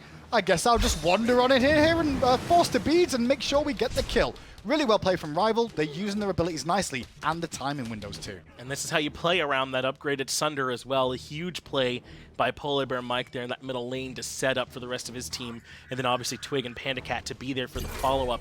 And PolarBearMike has really shown, wow, that was a beads forced out the Funballer there, by the way, by Arkkyl. But he's really shown how impactful these supports can be in the early game if they're the ones that come out on top, and how behind it can put the other support depending on who's the one that just gets off to the better beginning. A lot of that can be dependent on what support you're drafting too, you know, because like the support pool's kind of open now. Terra definitely is one of the guardians in the pool that can make this sort of impact. Kabrakan, another one that can really be a bit more feast and famine. The one thing that Terra doesn't have is that feast or famine moment that you see out of some of them, like the Ares, like the Ymir, you know? It's more to do with all-in aggression, and if it doesn't go well and you fall behind, you're still going to make an impact as Terra anyway. Exactly. I mean, you all have seen Earth and Fury before. It's still impactful. iRaffer's taunt, though, in that last small skirmish was off the mark on Captain Twig. I'm not sure if it was during the jump, maybe, and that's why he doesn't hit it. But remember, Twig doesn't have beads. He went for this blink. If they are able to connect that, that might spell the end for him. So just another opportunity that slightly gets away from Renegades. The main thing to note is the organization of Rivals in the draft, Rival in the drafting phase. But during the picks and bans, they've definitely realized where the aggression will come from Renegades and what they'd look to do. They let them get this Athena this game. They knew the Athena would be picked up earlier, and they are punishing it heavily in the early stages. And Renegades just don't have an answer with this composition yet. No, they don't have anyone, I feel like, who can match this sort of early game pressure that Rival have been able to go for so far. Maybe Funballer, but I mean, he can't afford to be a part of these fights. Arkyl's keeping his plate full. The worst thing about playing Athena this game is because the Sunder from Mike, it was used in that last little skirmish where they found the kill onto him, but that's just making him even squishier in the early game. Normally by this point, you're like, okay, I've got tier 2 of my Thebes up, I've got a bit of health now, you won't like one-shot me, I'll be able to turn around. Not today, says Mike. Throws the Sunder down. Life's going to be rough for Athena for a little bit longer here. Arkkyl, though, needs to be wary. Still has the leap available, which disengage, but Lord of the Afterlife locks him down. That's a good Aegis, but they're even going to commit Defender of Olympus. Finally, Arkkyl will fall and Renegades get on the board, though it takes 3 members and 3 ultimates to do it. It's a good pick, but maybe Twig can turn this around and iRaffer now. Oh, good that pillar. was a huge pillar coming out from Funballer. Funny enough, when the team fights come through, keep an eye on that pillar too, because that will make big. a bit of an issue for the Zhong if we ever see it in the engagements. Those slows from the obelisk from that pillar can make life so difficult for those who try and move beyond it. But that finally didn't look like we got to see what it is that Renegades want, what they want from from Cherryo on this Osiris, what the Athena can do for in the early game by suddenly giving you the numbers advantage. They just had not had an opportunity yet to do it because Rival had constantly been the ones who were themselves the aggressors. Exactly, but when you look at the gold difference, it's not stretched even more. It's kind of been a consistent decline. Not too much. You can just see small jumps back up, so Renegades are holding on, and that's important for them at this stage. Specifically with the relic situation. iRaffer, off the last couple of waves, notice he was down 3 deaths so far. He's equal level with Mike, almost, as Mike just dings 11 in mid. But he's almost back on pace with the support, which is a good thing to ask of your support player when he's been down and focused early on. I do want to say, as a bit of a side note, I love this Agni skin, the like theater one. It's my favorite. It's really good. I really like it. You cannot run away from weakness. It's got all these great lines in there too. I really like it. It's the one you got for playing with friends, which is very hard for me to do. Oh, I just spoke to the guys in the back room, and I don't want to play with anyone here. Yeah. I don't have friends. Well, me neither. That's why it was so hard. Acquaintances. Yeah, I had to make a friend like log in and play, so it worked. It did exactly what it was supposed to do. It's a great skin, though. It is very fun. I did actually think it was the Inferno Evil. Captain Twig looking for Dardez yet again, but this time Huge win. able to reposition. It does cost Dardez his beads, but they get away from him this time. And that's a big winner. The level, just hit level 12, 40 minutes in the game. Gold Fury's on the cards. This is the right window. You're looking to try and get the beads off the carries. Right. So you can potentially set up to go for objectives. Nice little play from Twig, and constantly, every time his ult is up, he is there and he is using it somewhere. He has been so aggressive this game, so is all of Rival. That's the kind of way you have to play if you pick up a Sunder and upgrade it. Though Nika wants to contest this Pyromancer, very nearly stripped that one away, got the spit in and almost in time, but it's Rival who's secure, and they might even be looking to force out Nika's ultimate now. Though without Twig aggressing, I think they're done with this for now. Nika played that pretty well, just hugging that right-hand side wall there for the most part, just to try and stay out of range of the monkey toss.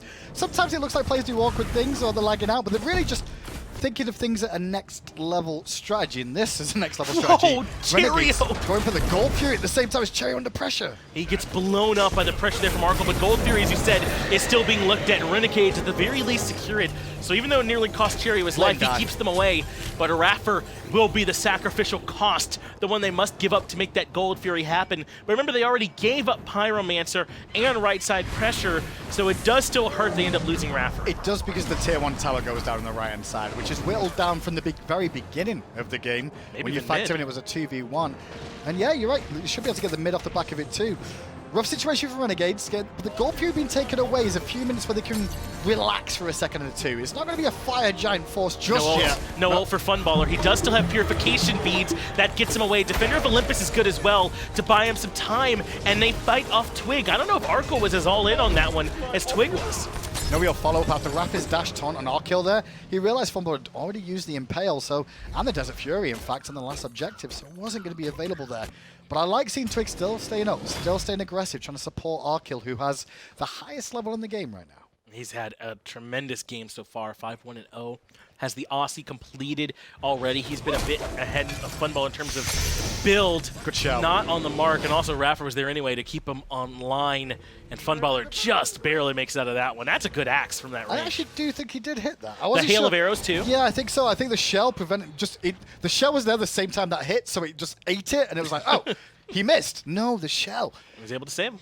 But that's another relic used defensively, and it's an unforced error, is what I look at those. It really shouldn't have been hit by. Funballer should have got hit by the axe there, a bit disrespectfully. I think he was trying to bait in a little bit, but crossing Michelle is just another thing that Renegades are not going to have if there's another fight that continues to happen. Right, it's like, what did it cost Rival to get that from them? Nothing. Basically, Arkkyl just throws out an axe and forces their hand of Renegades on the back end of that. Another axe connecting, man. When you don't have beads up against Ullr, it's so difficult. Desert Fury and the minions, though, is enough! Funballer finds the solo turnaround on Arkkyl. First, I saw it coming for a second because I'm like, that could be a cheeky turnaround play. The Aegis, actually, from Arkkyl, preventing the Desert Fury, stops him using auto attacks at the same time.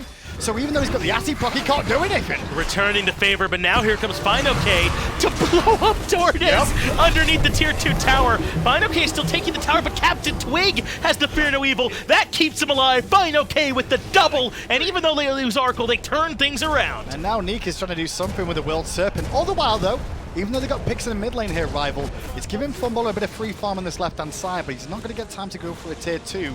Instead, I think he was sort of caught in two mindsets. Do I go for tier 2 or do I try and defend in case they go for a Phoenix? The problem is that Rival haven't got the damage to get through the tier 2 just yet. So he kind of got caught in two worlds. I think Funballer could have got the tier 2. He just took too much time about making the decision, and he could end up getting picked by Twig now. With how low it is, it looks like you're right. He could have gotten it. Now he has to keep on running. The Twig might be done with the chase. He uses the overhand smash to clear the wave, and Funballer is out of there. That is a huge play, though, for Renegades, that Funballer was able to push down the lane. But hello, then. What's happening over here? Fire Giant being looked at, and Renegades are nowhere nearby. Even without the Frenzy, Rival might be able to get this Raffer. Well, the only one, maybe with Reach? He tried it with Dharmic Pillar earlier. Can he do it with Reach? No. Taunt Reach. Not got to find it at the end of the day. Great opportunity from Rival. Surprised that Nika didn't really realize that. Maybe he was a bit concerned because he didn't have his ultimate available to go in there and, you know, face check to an extent. But do you really need to face check as a Yom? Can you not just peer over the wall? That's right, like, yeah. Technically, it's part of his passive, right? That he can see over the walls because he's gigantic. So, yeah, Nika maybe could have scoped that one out, but another heads-up call from Rival. And this is what makes this team so difficult. It's not just that they play so well as a team, but it's that even when you get in a big counterpunch like what Funballer did, they've got another haymaker waiting by coming to take the FG. And it really just feel like two duelists just going at it time and time again. The one play mid lane, though, fineokay's decision-making was fantastic there. He's taken Blink, goes aggressive into that, and there's nothing Dardez can do to get away from a Zhong at that stage. Mike's got out of position here. He is level 15, though, and you can see that Cherryo's only level 14. So this is a tanky Terra to kill. It's going to cost him a frenzy to do so.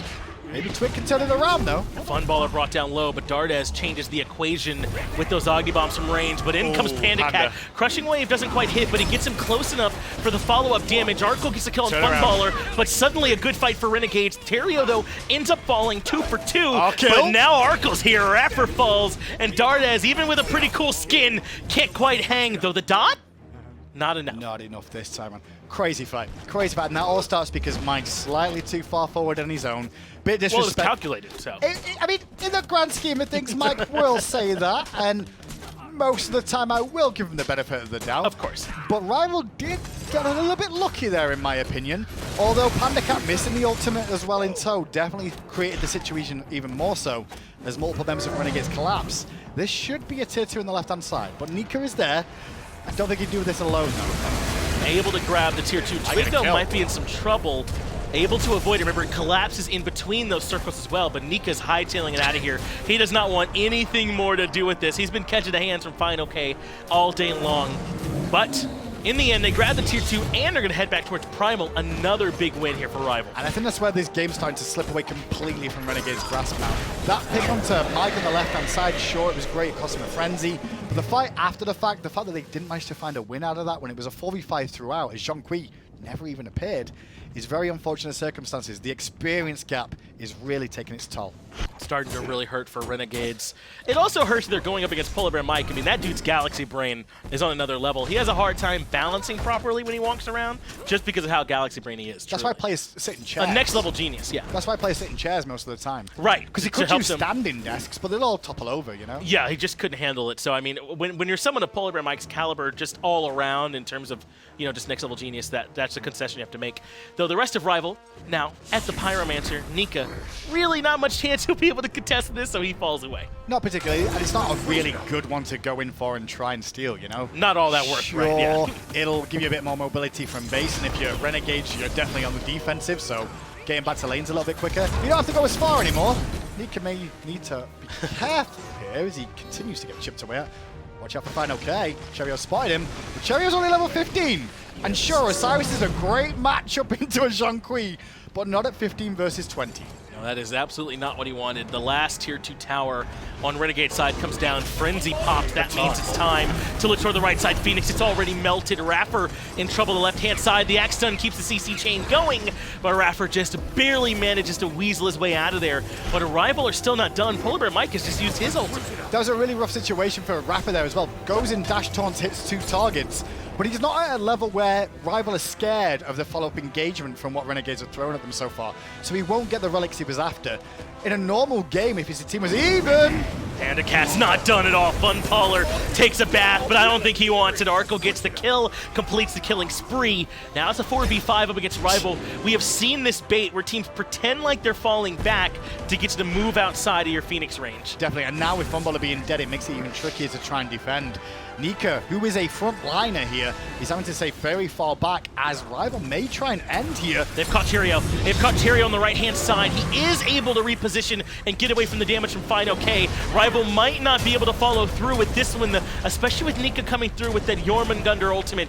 Rival only, in quotes, get 2 Phoenix. You know, they're going to be careful here, Rival, and they might try and make a turnaround play, but if Renegades pick them all off, Finch, they could go for a Fire Giant after the fact. Nika's quite low. He'll have to disengage. Taunt from iRaffer. But who's the follow-up? Dardez walks up Flame Waves and leaves. Funballer is still dead, so they don't have any burst damage coming out here.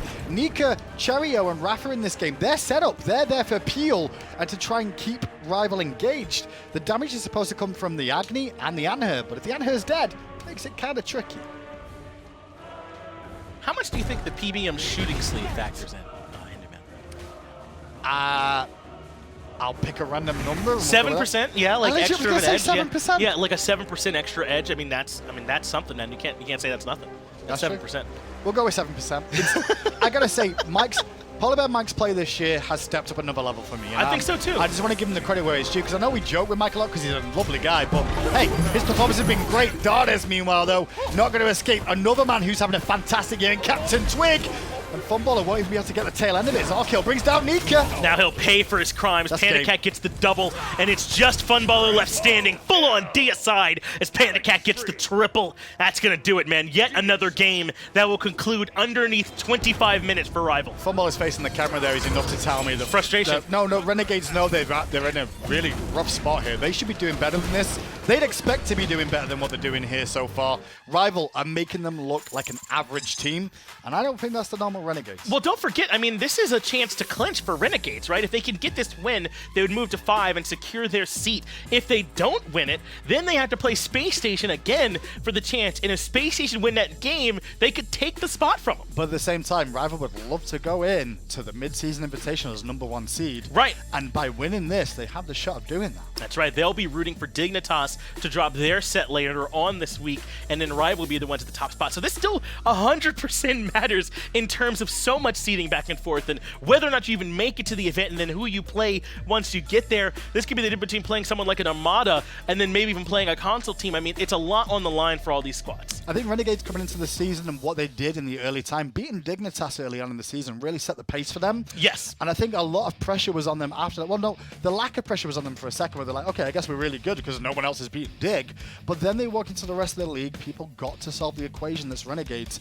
Even like in terms of picks and bans, you can kind of see the give and take going on there between the two, where Renegades are being solved a little bit in the picks and bans phase. Yes. Rival, meanwhile, a different level. I expected them on the run towards Worlds would really gather the steam that they needed. Right. They found it way quicker. They felt than like a Phase 2 team, didn't they, coming in? You were like, man, that team's going to be so scary gearing up towards Tyra's Expo. But instead, they're scary now. They really are. And I don't know that they've reached their ceiling. You know, I think that this team still can be looking even stronger. So that's what's scary for the rest of the league, man. I don't know how you solve this Rival team. We'll get it back to the desk, though, to try and break down the set we're still in.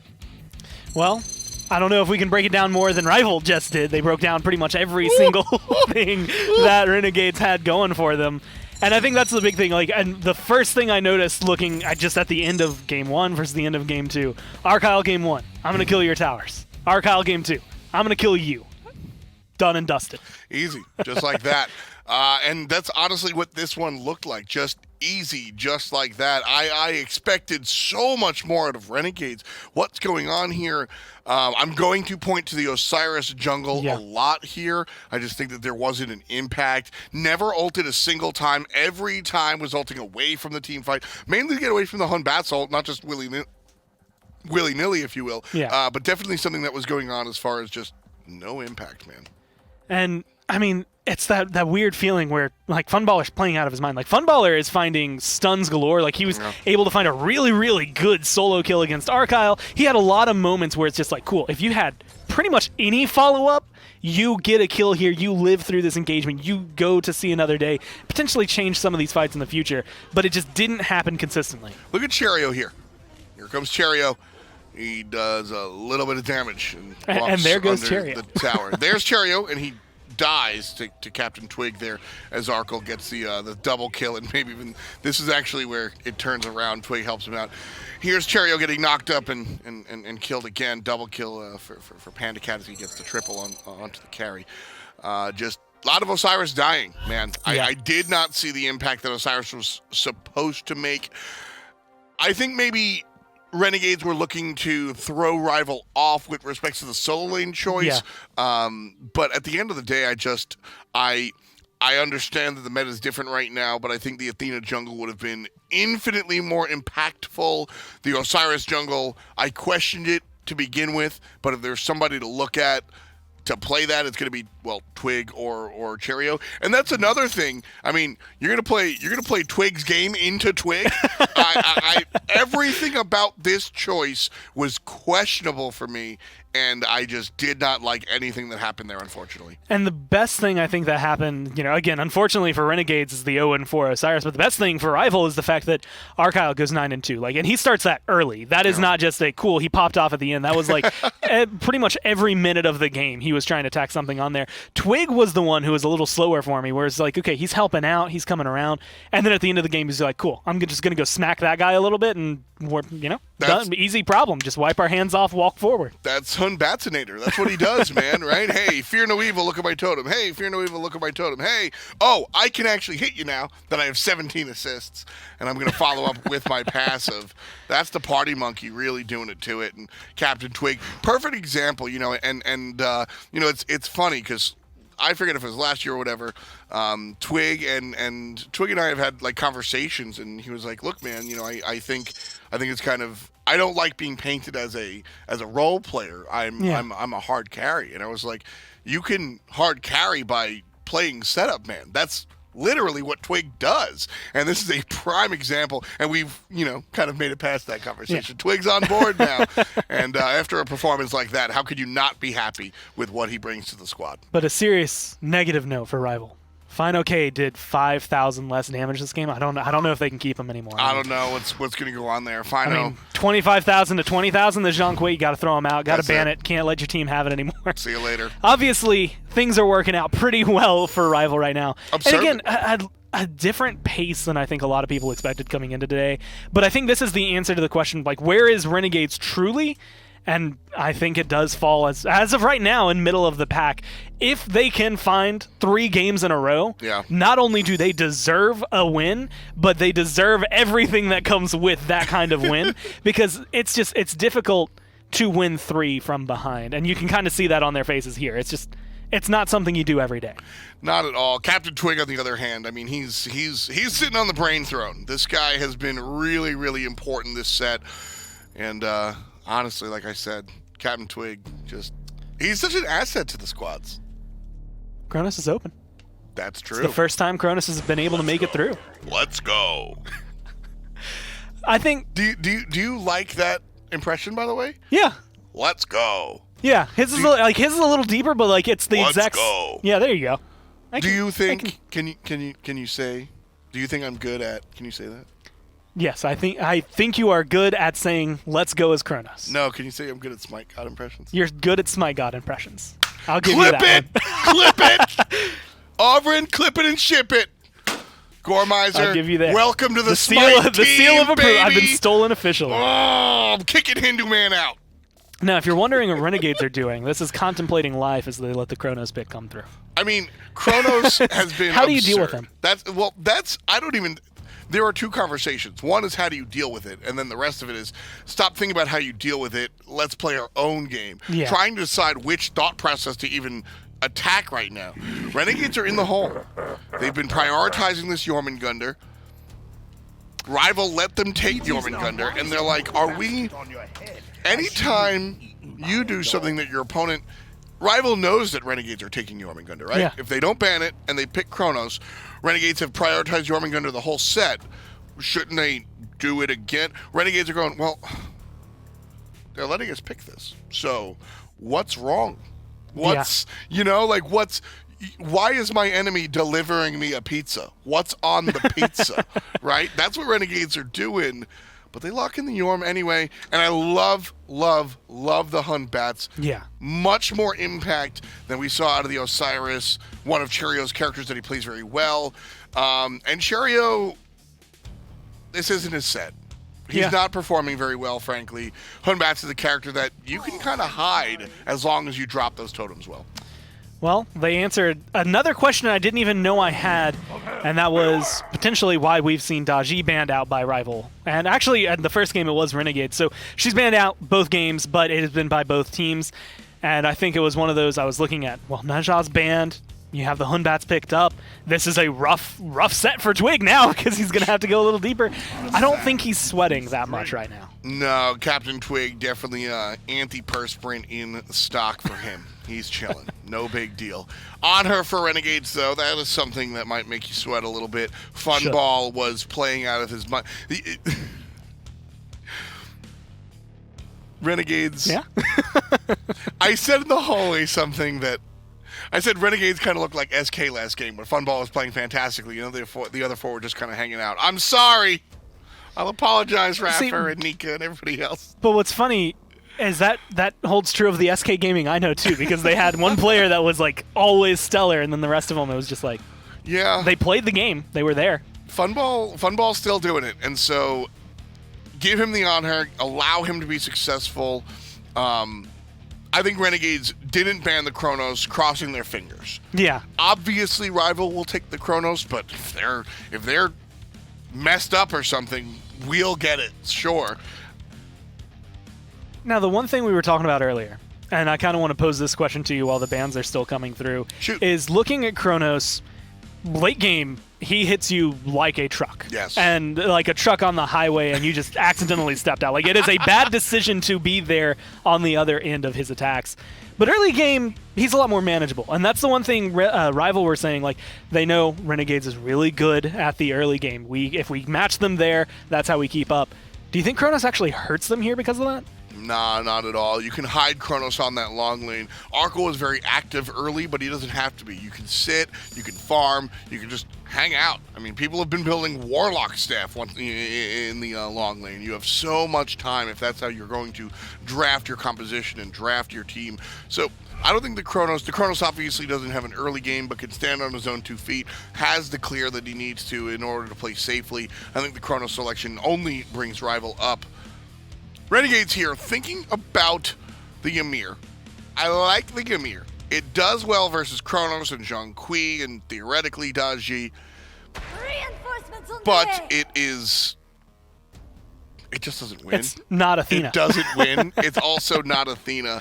Renegades, hopefully, we'll see how this one works out a little bit better this time around. I think iRaffer, again, iRaffer has been a player that has made plays on the Athena recently, and we'll see if we see it again. Honestly, the Ymir hover made me wonder if Hindu had planned me to be on here in the script like weeks ago and was telling them like, okay, well, you got to make sure that there's a Hebo game. You got to make sure there's a Ymir game. It's the only 2 that I've ever been able to get to Diamond because I played too many. And that was the point where I broke off and I started playing everything. Yep. And that was a bad decision because now Katie has like 27 diamonds. I have like 2.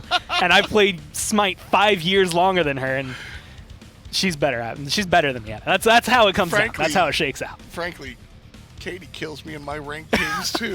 Oftentimes on stream. Katie, by the way, Gormiser's wife. Yeah. Longtime member of the Smite community. If you see her in game, her name is Katie. Yeah. And you'll wonder, how did you get that name? And it's just Katie. Yeah, that's just Katie. Better than me in the mid lane as well. Team Rival looking for 2 more players here. Horus is going to be one of them. Horus is it's interesting. I think one of the cool things about Smite game right now is the fact that you can play virtually anything anywhere. Characters are so amorphous. Roles are so flexible. Horus belongs in the support position, and I don't want to see him anywhere but. That's kind of all he does. The clear in the solo lane is pretty abysmal. I mean, if you put him mid, I'm calling somebody to help you out. Support is where he goes. You can talk to me about solo, sure, but support is where he goes, and Horus is a powerful character. The ultimate is what everybody looks at. Yeah. It teleports your entire team someplace, but you got to wait for the bus, and so that ramp up time is there. The 1 knock up, good control. The 2 stun, good control. The 3 dash to your teammate in a heal. Not control, but control your teammates. There's a lot of control to set up for the straight damage that Dajie and Chronos bring. Rival right now, I mean, this is a draft to, chef's kiss. Mwah, I love it. You've got Zhong, who had 2 games in a row has been doing really well. Poseidon, who did really, really well in game 1. Chronos and Dajie, which have been banned, probably for good reason. We'll have yet to see. Yeah. And then Horus, which you just highlighted, enhances all of those. So Rival, you're up 2-0. You're looking pretty strong, and now is the time to see if whether or not they can close it out. But to do that, once again, we're going to jump down to Finch and Hindu and take us through and show us what they think about these guys. Man, it's hard not to be in a good mood when we got Gore on the team I know, today, right? I just love He's doing a great job as well. Yes, doesn't Last he? minute, Love Gore it. had to jump on to help us out today. Stepped in. Stellar job. Good job, Gore.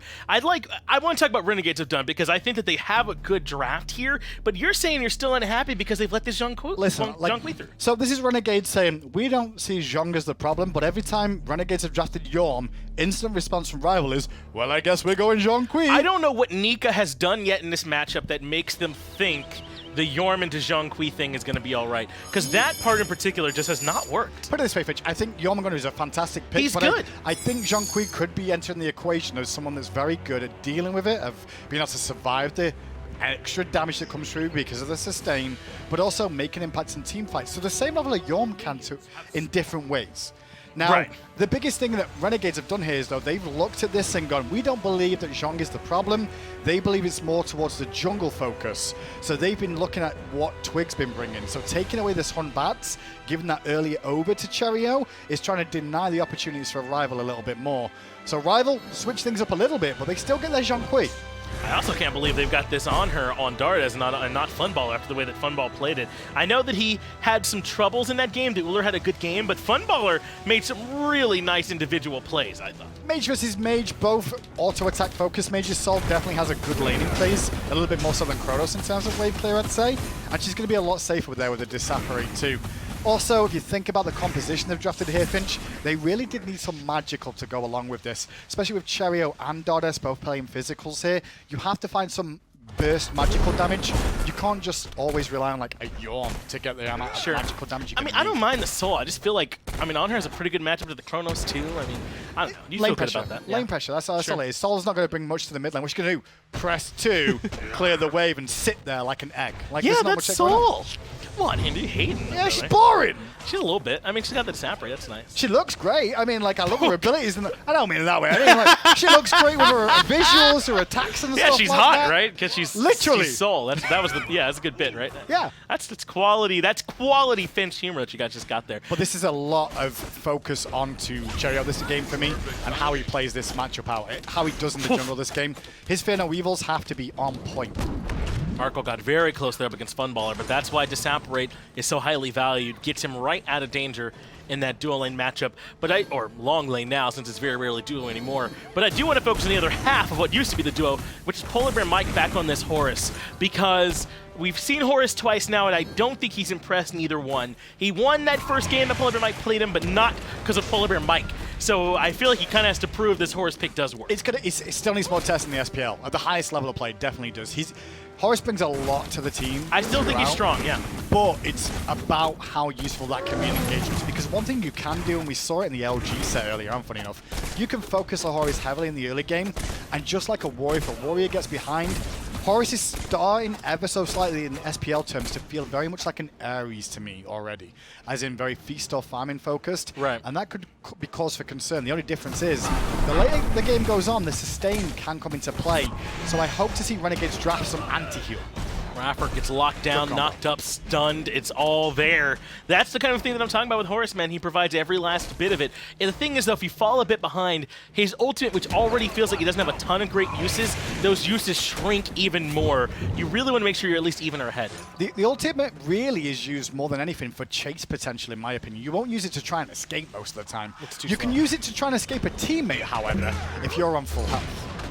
Way to get them back out of this. PolarBearMike happily trading with Cherryo in the jungle. That forces Cherryo to jump away. Captain Twig here as well as the blue buff strip begins, though Nika threw the hat in the ring, just did not get there in time. fineokay grabs it. Credit where it's due to Cherryo there with that beads option that he did to jump over the wall back to safety. He probably would have died there. That knock up after the fact would have been enough time for the follow-up damage to come through. Taking into account though, against a Jormungandr as well, he's going to stun, then shred, then knock up with this Horus. And that's a lot of extra damage that Jormungandr is going to take. Remember I pointed out last time that iRaffer doesn't like to be in this 2v2 in solo? And by the way, I don't know what iRaffer thinks. He clearly isn't over there and hasn't done it all set, so I don't know if he likes it or not. But I wonder how much that's impacting Nika in this matchup with fineokay. Is he on more even ground if iRaffer's there the whole time? Are they trying to keep him ahead in experience to be even with fineokay? Whatever it is, I don't think that's worked for them yet. It makes a little bit more sense to see a bit of babysitting towards fineokay and the Zhong in the early levels. The 1 through 4, but at the 4 level is when you'll see fineokay get all the farm. Why are you waiting until 4 for that, you ask? Sustain. He wants that level 2 of the exorcism more than likely, which gives him all the regeneration after throwing the card out. Once you get to that point as a Zhong and a couple of stacks in your Warrior's Blessing, you should be okay.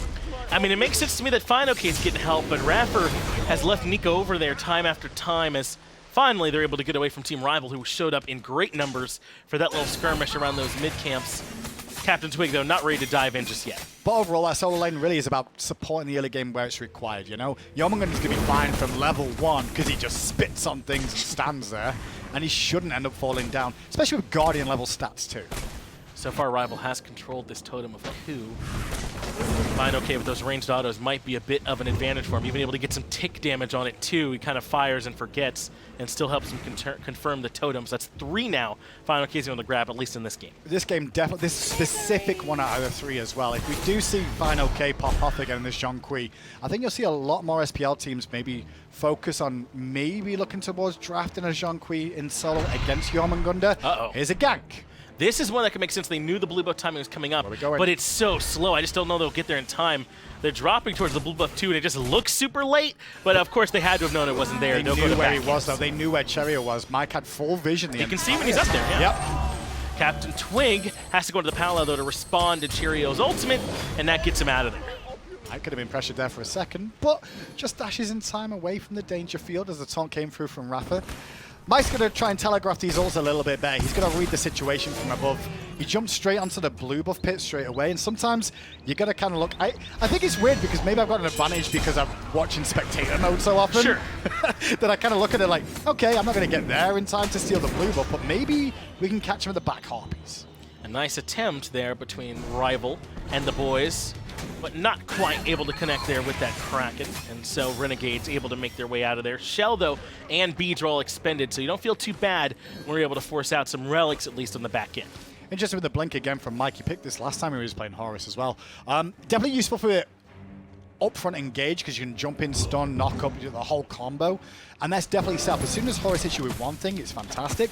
My only concern is that he doesn't need any specific relic in Horus, I feel, in the support role. I think you've got the world as your oyster to an extent and very situational.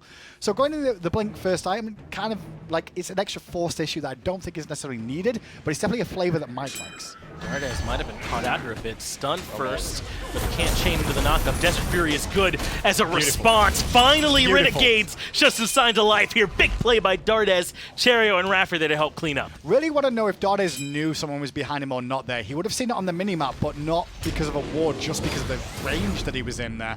It was a fantastic turnaround play from Dardez, though. The fact he used his ultimate the way he did when he could have just beads, because he was very worried about PolarBearMike going for the knock-up, and that's why he used the Desert Fury. But the Desert Fury all channeled through onto PandaCat. There's no way a Poseidon's going to have a fun day against a full Desert Fury. Not at all. Great play there from Dardez. Obviously, the CC immunity keeps him alive there, so he doesn't get controlled by PolarBearMike and PandaCat. And then over the wall comes Cherryo and iRaffer to set that one up. And that's what they need a little bit more of. So far throughout the set, Rival has done whatever they want in the early game, and it looks like what they want is another ultimate here from PolarBearMike. Won't get there in time. And it's not an easy target to try and kill a Batz there at all. The one thing you got to take into account, though, is a reimpositional factor more than anything else. Yeah. And it does give you a bit of a shield for a few seconds too, granted. But the mobility from it is helpful to get around objectives like wards, and if you don't get spotted, it can cause a problem.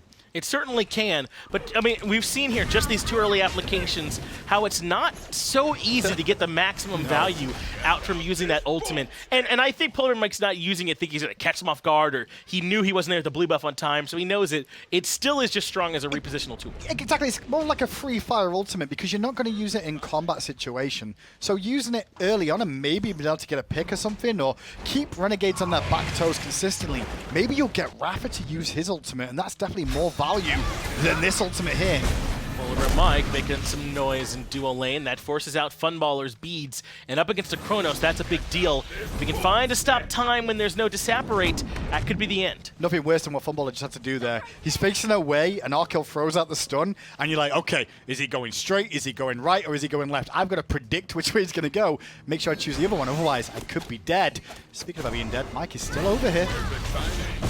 And will not be able to grab the soul, not now that she makes into the disapparate. Arkkyl has gone into the Pythagorean's piece. We talked about this before, where you don't normally see 2 of them on the same side, but fineokay's picked one up, and so is Arkkyl in that second slot. They're going to be at different points in the fight for the most part, I'd say, is one of the reasons for that. It's definitely not the greatest thing in the world, though, to have 2 of them because they won't stack. Right. But, you know, it guarantees that, I guess, in a spread-out team fight, you're going to have 1 for the back line and 1 potentially for the front line at the same time. Clearly, this item is just considered strong. I mean, it is cost-effective, not particularly expensive, gets you some lifesteal. The aura is able to impact everyone, too. So it really does make some sense as just sort of this nice catch-all in the build. I mean, look, it hits so many stats, some health, some CDR.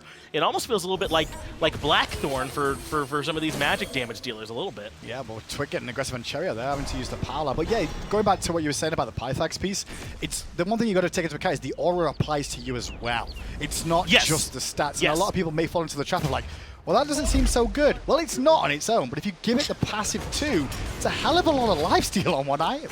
Anhur for the walk-up taunt there on the PolarBearMike just to say hello.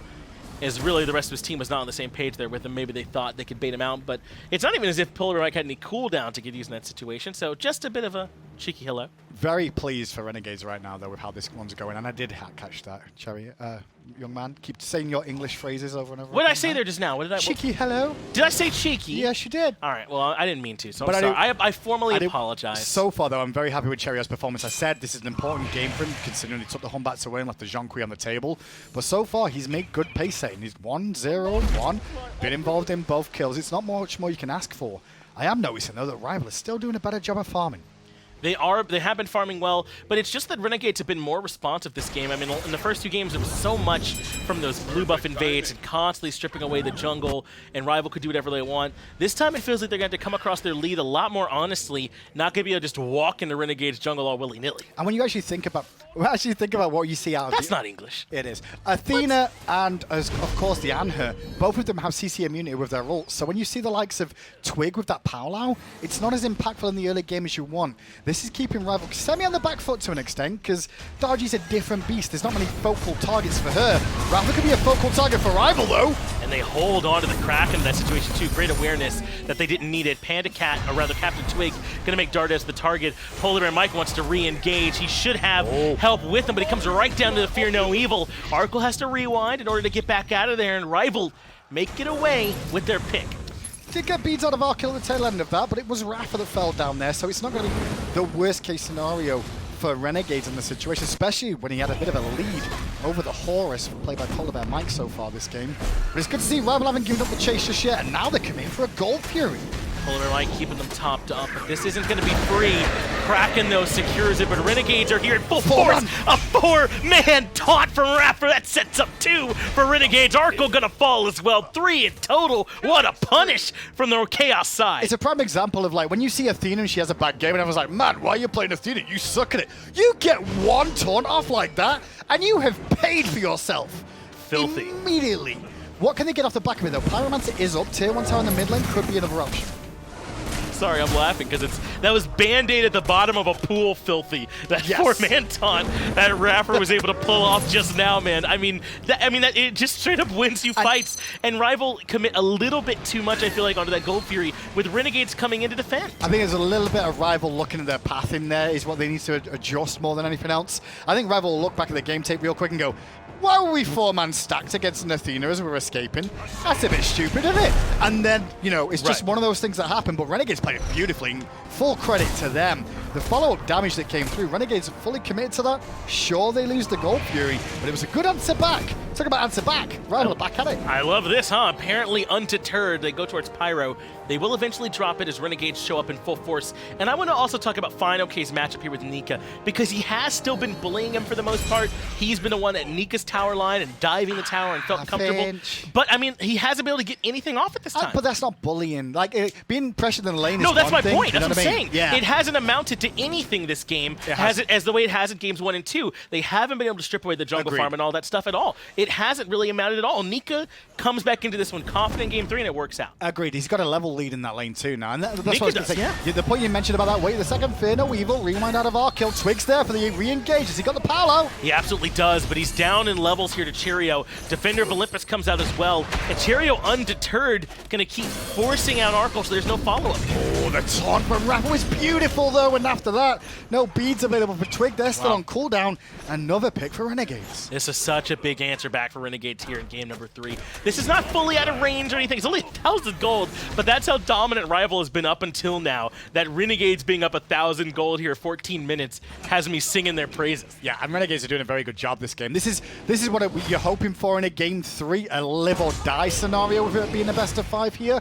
Rival really went through the first 2 games and completely destroyed Renegades. Let's be honest, they made them look like an average team, as I said earlier on. Right. But game 3 is an adjustment from Renegades in the right areas. They've recognized it's Twig that's been the biggest issue for them in their eyes, and I think they're right.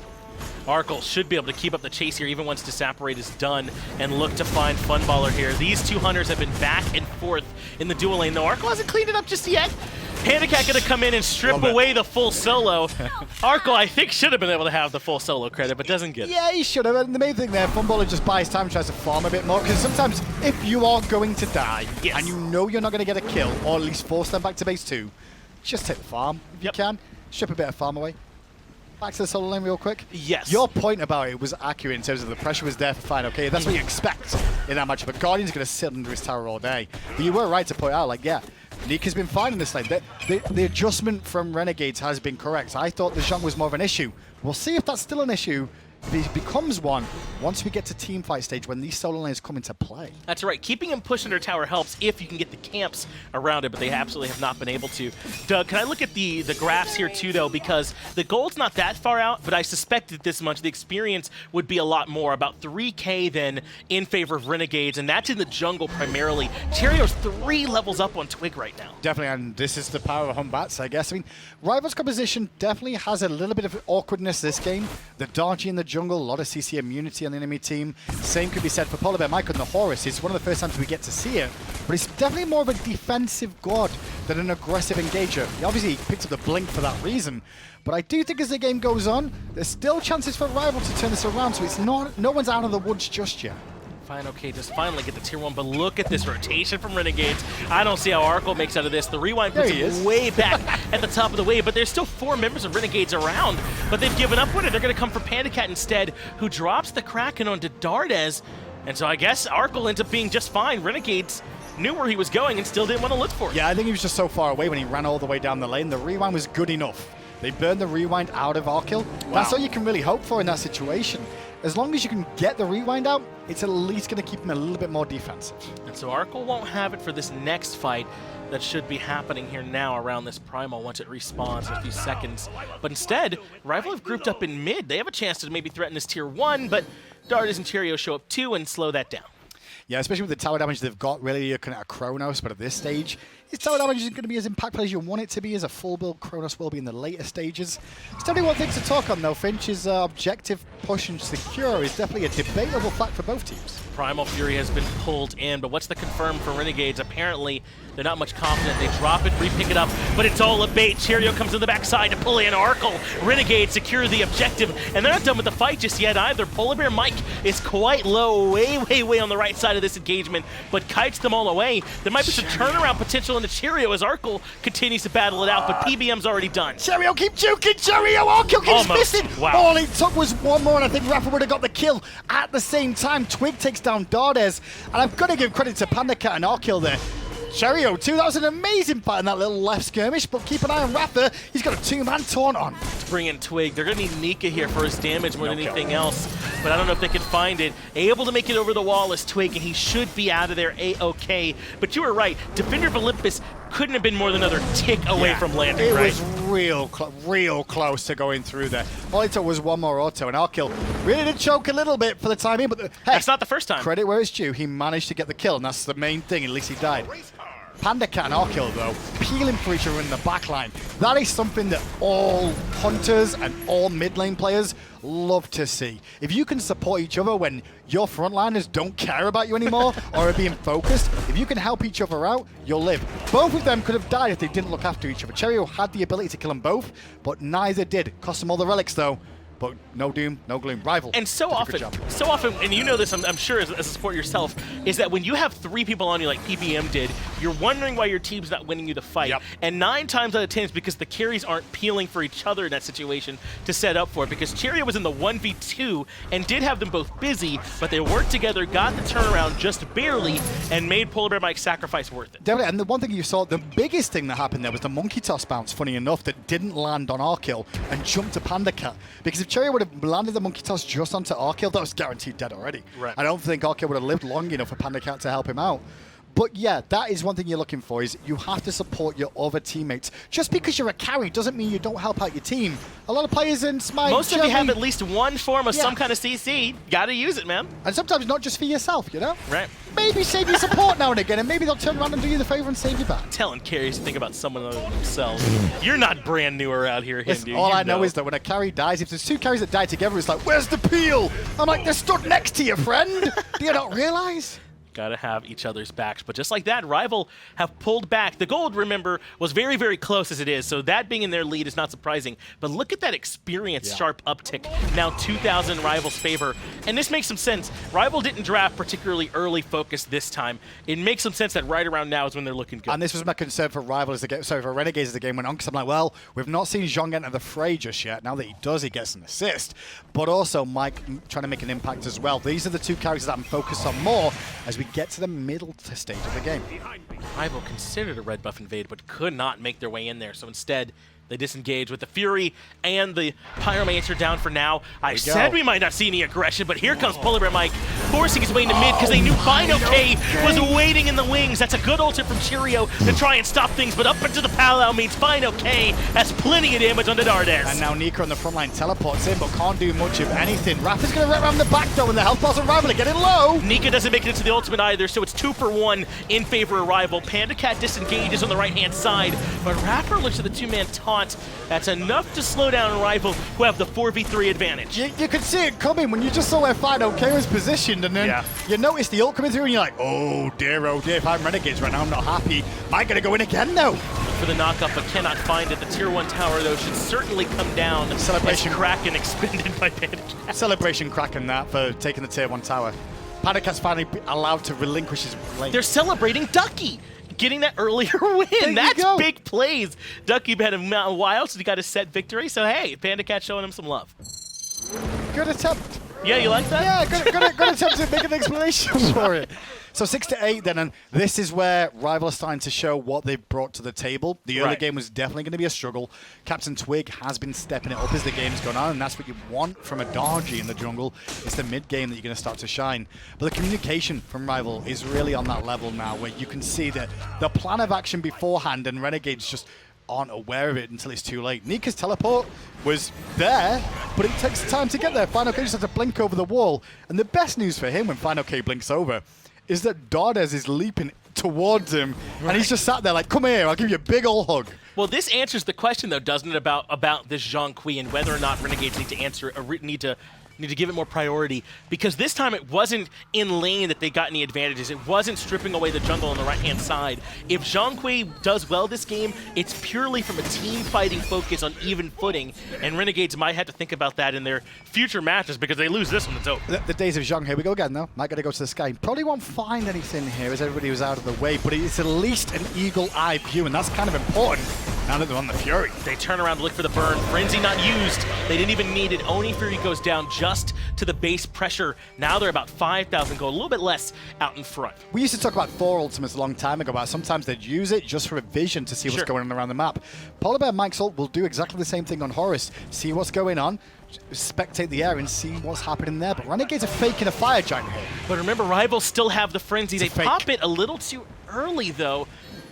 That means it actually ends up getting wasted. At the very least, they force Renegades out of there, though. Yeah, but Renegades find a win. They fake a fire giant, and Rival go, oh no, they're doing fire! Frenzy pop, let's fight! Oh wait, they're not doing it? Okay, so Renegades walk away knowing the Frenzy was popped. Small window, small win, because if Renegades get the same window again in the next 90 seconds, they're the only team with a Frenzy. And they can definitely threaten down Rival around that Fire Giant with that extra Frenzy. But keep an eye on where these Oni waves are. Looks like the one in mid has been dealt with already, but this one in left has been pushed up. The one is right there by Arkkyl, I believe, as well. So they should, yep, it's right there with them, should still be able to threaten a little bit. But it's going to be careful how far along Arkkyl gets in terms of distance in this lane.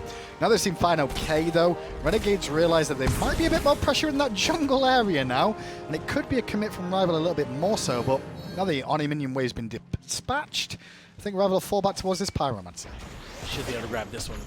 Not too much trouble, though. iRaffer, Dardez, and Nika are nearby. Even Funballer is in the jungle here, but as expected, Pyro goes down for Rival before Renegades can truly make it in. This next FG, though, that's the big difference maker, where we should have our honest 5-on-5 around that objective. Can Renegades hang on and overcome Rival and their team fighting prowess? And I think, once again, I'm looking at it from Renegade's point of view, it's all about the fear and the weevils from Cherryo and how much of an impact they can make in the engagements. In terms of secure around objectives, if we see, for example, a 50-50 with both teams having Frenzy up, it's a, will the Kraken secure it in the same time as will the Fear and Weevil zone him away from getting the Kraken done? It's a bit of a situation there, but most of the time now we don't see as many 50-50s anymore. It's definitely a one-sided affair. Cherryo might be getting baited. Horus has ulted. He's trying to make his way in. They're going to cut off his path way at the top in between the tier 2. Even with the blink, Cherryo can't get far enough away, and Horus does not have to teleport on top of you for that ultimate to get some value. It's like a poor man's Giannis, Paul, is how he's like using it. It's getting you across the map to try and take the trade, and that's one thing that Renegades have to recognize as well, is that it is like a Giannis ultimate and play to that strength. So next time we see Rival do that and commit that many left-hand side, because it was pinged out too, by the way. It was pinged out like that. Why are Renegades not trying to rush the Fire Giant potentially with their carries? In that window, the reason was they weren't in position to do so. And now they're in a 4v5 where Rival get to start it up. Frenzy back up for PolarBearMike as well, so they'll have that tool to burn the objective, but they're already shredding it. Nika has to come in. Kraken a little bit too early, and Renegades are the ones who strip away the objective. PandaCat's timing was a bit off, but fineokay takes down Dardez. Team Rival might still be okay, even though they lost Twig. Wolfie's giggling to himself back in Europe right now after that one. I'm not even joking. Meanwhile, though, fineokay was zoning the majority of the damage dealers. Who stole it, did you say, Finch? I think it was Nika. He made his way in. I was too busy looking at the fight as he was diving in the backline there with fineokay. That's a big win for Renegades, and that was my concern to do with the risk-reward of Fire Giant 50-50s. As I said, we don't see too many of them anymore. It's not 50-50, though. It never is. You gotta get that time. PandaCat, it's theirs. It's just a little bit, a tiny bit too early is all it is. I can't beat him up too much. It's so hard to gauge those things. But he got it wrong. Yes. Stupid fool. Well, you know what I mean. Sure, you're so joking. now with that, Renegades are going to be in a situation where they get to not necessarily be super aggressive here, but they have the window. With the fact they've got Athena taunts and Fear No Evils, and also Jormungandr to zone people away, there should be an opportunity for Renegades to probably group up and take some towers down. Specifically, the left-hand tier 2 is what I want to take for them to take away. I don't want to sit back with this Fire Giant and just let it wear off, because if they do that, it means it's come for nothing more than anything. Sure, you steal it, but you've got to find out something back afterwards. Tier 2 in left, maybe a cheeky Phoenix look, and then fall back to the Primal Fury. They should have some opportunities to try and push in. Their composition can be pretty strong when they're the initiators between the Fear No Evil, between Nika's ultimate, even iRaffer with a taunt. So it's not, unheard of that this Renegades comp, the way that they've constructed it, can be strong when they're the ones on the attack. It's just that Rival have plenty of strong tools of their own.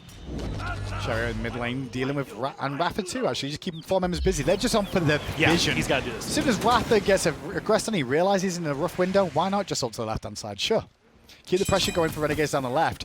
But Rival want a base race by the looks of it. No, Raffer didn't even get the Magai's cloak there propped. It's probably because he was inside the Athena ultimate already, so any CC that happens there wouldn't count. But Twig might be some trouble. Horus ultimate's on the way. Oh, yeah. He's baiting for the rest of the team, and here they come. All of a sudden, the rest of Rival are here. Into the ultimate goes Nika. That's going to be his attempt at repositioning as well, but Cherryo, keep your eye on him. Fear No Evil, way in the backline. Arkkyl and fineokay pinned up against the wall. That's Nika's time to shine. fineokay still alive, but PolarBearMike, different story. He at least gets the kill onto Cherryo. It's fineokay as PandaCat now gets pressured out by Funballer. Twig falls back on the backside, but this is a great win for Renegades. Yes. So far, it's a 2-for-1. That was such a good fight for them. I could see the idea from Rival to try and fight around that Horus ultimate and have Captain Twig be a bit of a bait for them, but Renegades were ready. Cherryo's ultimate was perfect even though he died. And this is where I think the Horus ultimate can actually cause you problems, because the one thing that happens is when you land during the Horus ultimate and you're not Horus, It's delayed you're there not too. fully sure where you're going. Right. So when you land, you're like, okay, who's around me? Oh no, everyone's dying! It's very discombobulating, and because of that, Renegade's going to get a window at getting the Phoenix now. This will be the first Phoenix that goes down of the game. What a turnaround here from Renegades. Rival had the lead throughout the mid-game, and now it's Renegades the ones because that Fire Giant steal with the pressure. It was the Fire Giant steal that set them up for this, but that was definitely Rival trying to be fancy with the Horus ultimate. They could have just fallen back to their Phoenix line or the tier 2 and left and defended there. Instead, they tried to make this play around, hey, let's bait them thinking they're going to get a pick, and we'll fight them and win. But it didn't work out as they planned because Renegade sniffed out the danger and turned it around very well. Nika, credit where it's due, by the way, to that Wild Serpent. That made big impacts. It did, absolutely. Great call for him to go into it right away. But the Horus ultimate, I think, is just too slow for those kind of plays. I mean, you announce your arrival coming in as this big old circle. And I like the idea, I just don't know that it can work. The way I'm looking at it, though, is that it's a big shield that you get to. You do get a chunk of shield for you and your teammates on landing. So sure, like it's repositional tool, like a Giannis ultimate, and a shield in tow.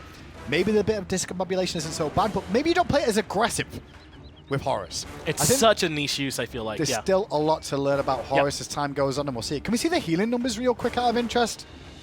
Okay. So about 4K. It's pretty low, but Mike's not really been focused on this healing side of this at all so far. I was surprised that we didn't maybe see a little bit of anti-heal maybe come through, but it's not been required so far. Yeah, well, they got it there on Cherryo, and he's not going to be bad about applying it. But, I mean, his ultimate there, in a world where Cherryo's ultimate's not that good, I think that play works from Rival. But, I mean, into the Unbots, it's just too strong as iRaffer finds the top, but it's only on to PBM. It's time for the re-engage by Team Rival as Captain Twig is way on left with Cherry. Yeah, and Cherryo and Captain Twig really going at it there. Cherryo's on his last legs as Twig has already used the parlor, but Kraken onto Nika's face, but he'll slip the net for now as he ults away. Funballer, meanwhile, different story. He's going to need some backup. He's in that disapparate, and that should buy him a moment, but look at all the Rival hunting him down. Nothing the Soul can do, and now they're in prime position. Just turn around and do the Fire Giant. They even have Frenzy. What happened here from Renegades? Really, what happened was Cherryo loses the trade against Captain Twig in mid, and as soon as that happens, Twig clearly is telling Rival, hey, we're winning in mid lane, get aggressive. They pressure the right-hand side, and when Renegades try to fall back, they walk right into Twig, and the whole army of Rival just close them on down and get a Fire Giant because of it. What a back-and-forth game this has been. And it's not been the story of this set so far. It's been all Rival. So I do think we got to give some credit to Renegades to at least change the tune and the pacing of the match. They did. Right, but I mean, and now all of a sudden it's right back where Rival want to be. Early game, Renegades did a great job. Mid-game, Rival came back into it. Late game, Renegades took control for moments or two with the Fire Giant steal and the pressure onto the Phoenix. I don't think the game's done just yet, though. Not over, yeah. Because there's a fireman wave all the way down left consistently, and that looks like where Rival want to pay attention to. It's going to be a tricky Phoenix to siege against fire minions, but I think the real reason is to try and give Captain Twig a bit of free time with that tier 2 tower in mid. They'll send Nika over to answer back and keep this wave from pushing up. That means Twig can't threaten the tier 2 on his own, at least for now. But maybe he can keep Nika busy for a bit of a collapse. Yeah. Look at this. They're even planning to go around the Horus ultimate, but I don't think it'll catch anyone too off guard. No, they're going right back to left Phoenix and diving it all of a sudden. I don't think Renegades knew exactly where Rival were going, and now the left side Phoenix being burned. Oh, it's very, very quick going down with the pin, and Weaver from Cherryo's going to cause problems with fineokay. He's pinned into the minions and the wall. Funballer gets credit for the kill. For a second, I was like, I wish Dardez's pillar was just a little bit better there, but it still works out great for the Renegades. Now Rival have to play a little bit further back in a 4v5. Yeah, man. If Rival's ultimate is a cut, then the Fear No Evil's a band-aid. They're able to come right back on top and answer back. But up onto the palo goes Captain Twig. Dardez has been chained, but Arkkyl gets the rewind off. He's fully healthy and still ready to fight. And Nika's going to get away now. The damage has been done from Renegade's point of view. They've done the work they needed to, which was push Rival away from the Phoenix line. Fire minions are still going to be down the left-hand side, and they could look for a Phoenix of their own now. Still 20-odd seconds on fineokay. Actually, I doubt they're going to go for the Phoenix personally. I think they'll play it further back. The main focus from Renegades in that fight is to defend the Phoenix line. That's all it's about, and make sure that Rival wastes as much of this enhanced Fire Giant buff as possible.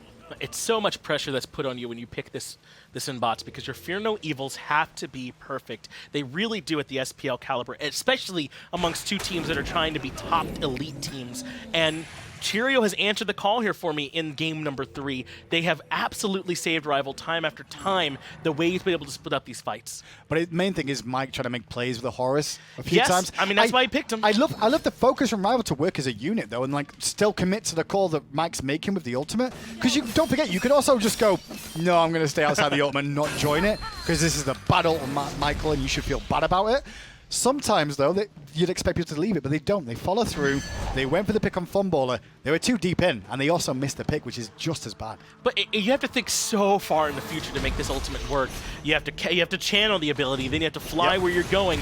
Once you cast it, there's a time until everyone arrives when they get there. It's so difficult, so much you're asking of your support to get max value out of it. Definitely gets better once the Phoenix is down, though, because you can do a lot of ropes behind the back and have safety nets. You're always, I guess, looking for a window of safety with these ultimates. He's going to force it again, though. See where it goes. One more try. I think it's Captain Twig with him this time. Everyone knows Same spot. where they're going. It's to the back of that Phoenix. Fear No Evil cuts off Arkkyl, and he's in trouble. Aegis buys him some time. Kraken, though, isn't enough. Arkkyl can't get the rewind off, and iRaffer gets the kill. Nika keeps the fight cut in half with the Jormungandr. 2-for-1 now in Renegade's favor. Awful call from Rival. Honestly, I understand with maybe using the ultimate again and trying to do something different, but you positioned it the same spot. Well, last time, the one thing that happens with players and anybody in real life, right? If something happens in a situation, you go back and think about that situation of what you would have done different, right? So what they did was ult one time, and Renegades go, we did this, what could we have done better? And so Rival went, well, you think you could have done better? We'll do the same ultimate, and then you get a chance to do better, which is exactly what Renegades just did.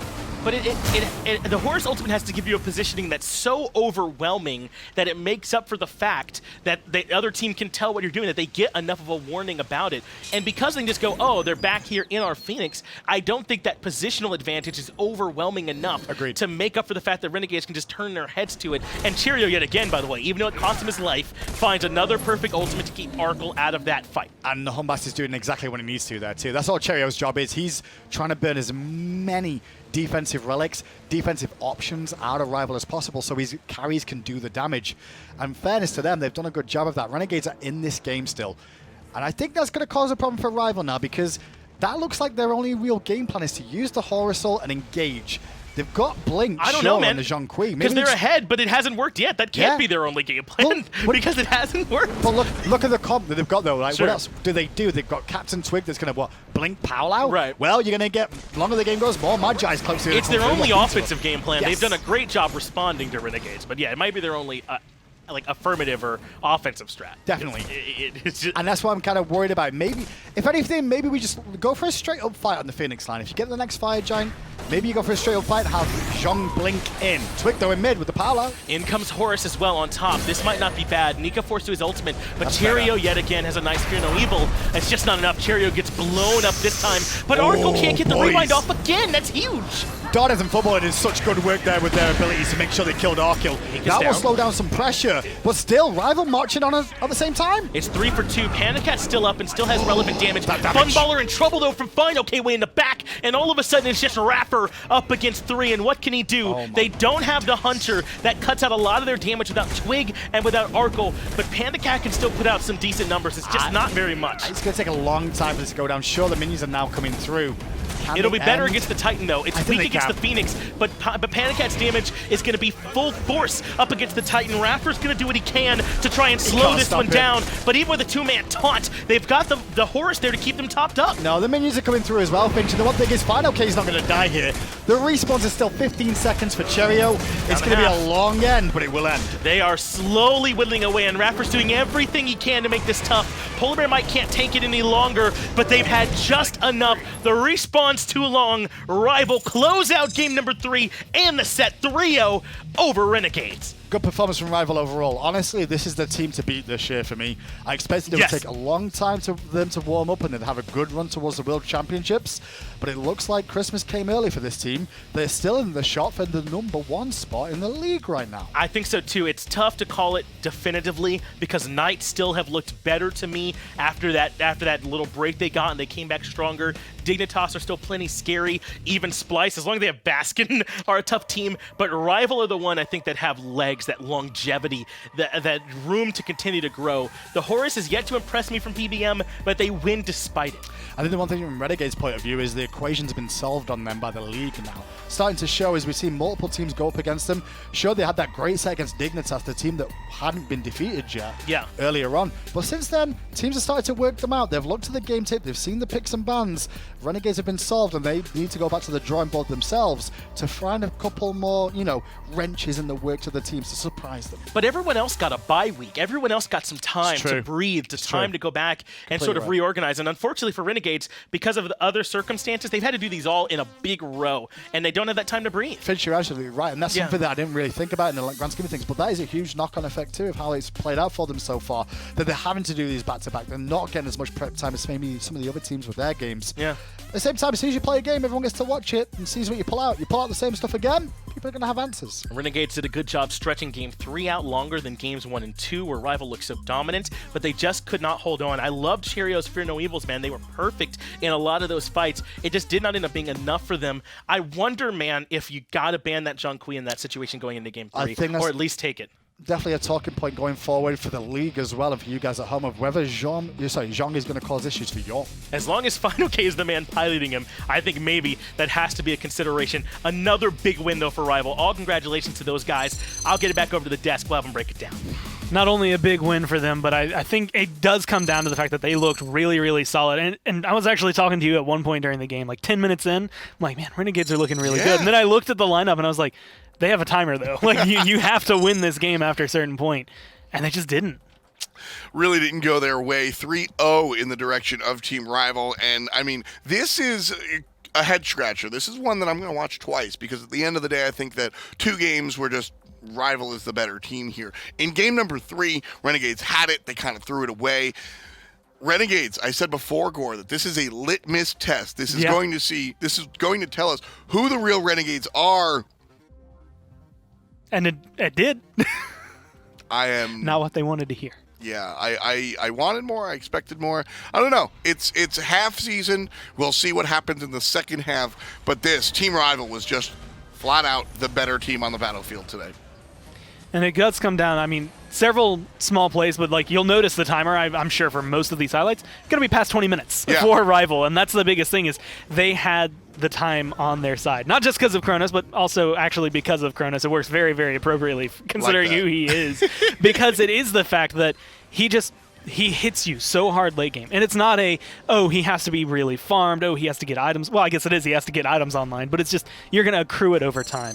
And Cherryo, this Batz, played out of his mind early on. Like, there were so many jukes early on that I genuinely thought he had to have some kind of stat protecting him, like some piece of armor, whatever he had in his breakfast. Like, something was helping that guy live, because that 3 and 5 should have been like 3 and 10. There were so many scenarios. And that was, like I said, I look at Cherryo on the Hunt Batz, I look at Dardez on the Anhur, I look at iRaffer on the Athena. I mean, this is a great look. Soul, not a lot of people love Soul, but Funball crushes on it. So sure, I always say, take the tool that you need. But Renegades, they played an okay game against a team that was on fire. Yeah. That's the problem with game number 3. I think Renegades might have found the win in game number 3 against all the teams lower than them.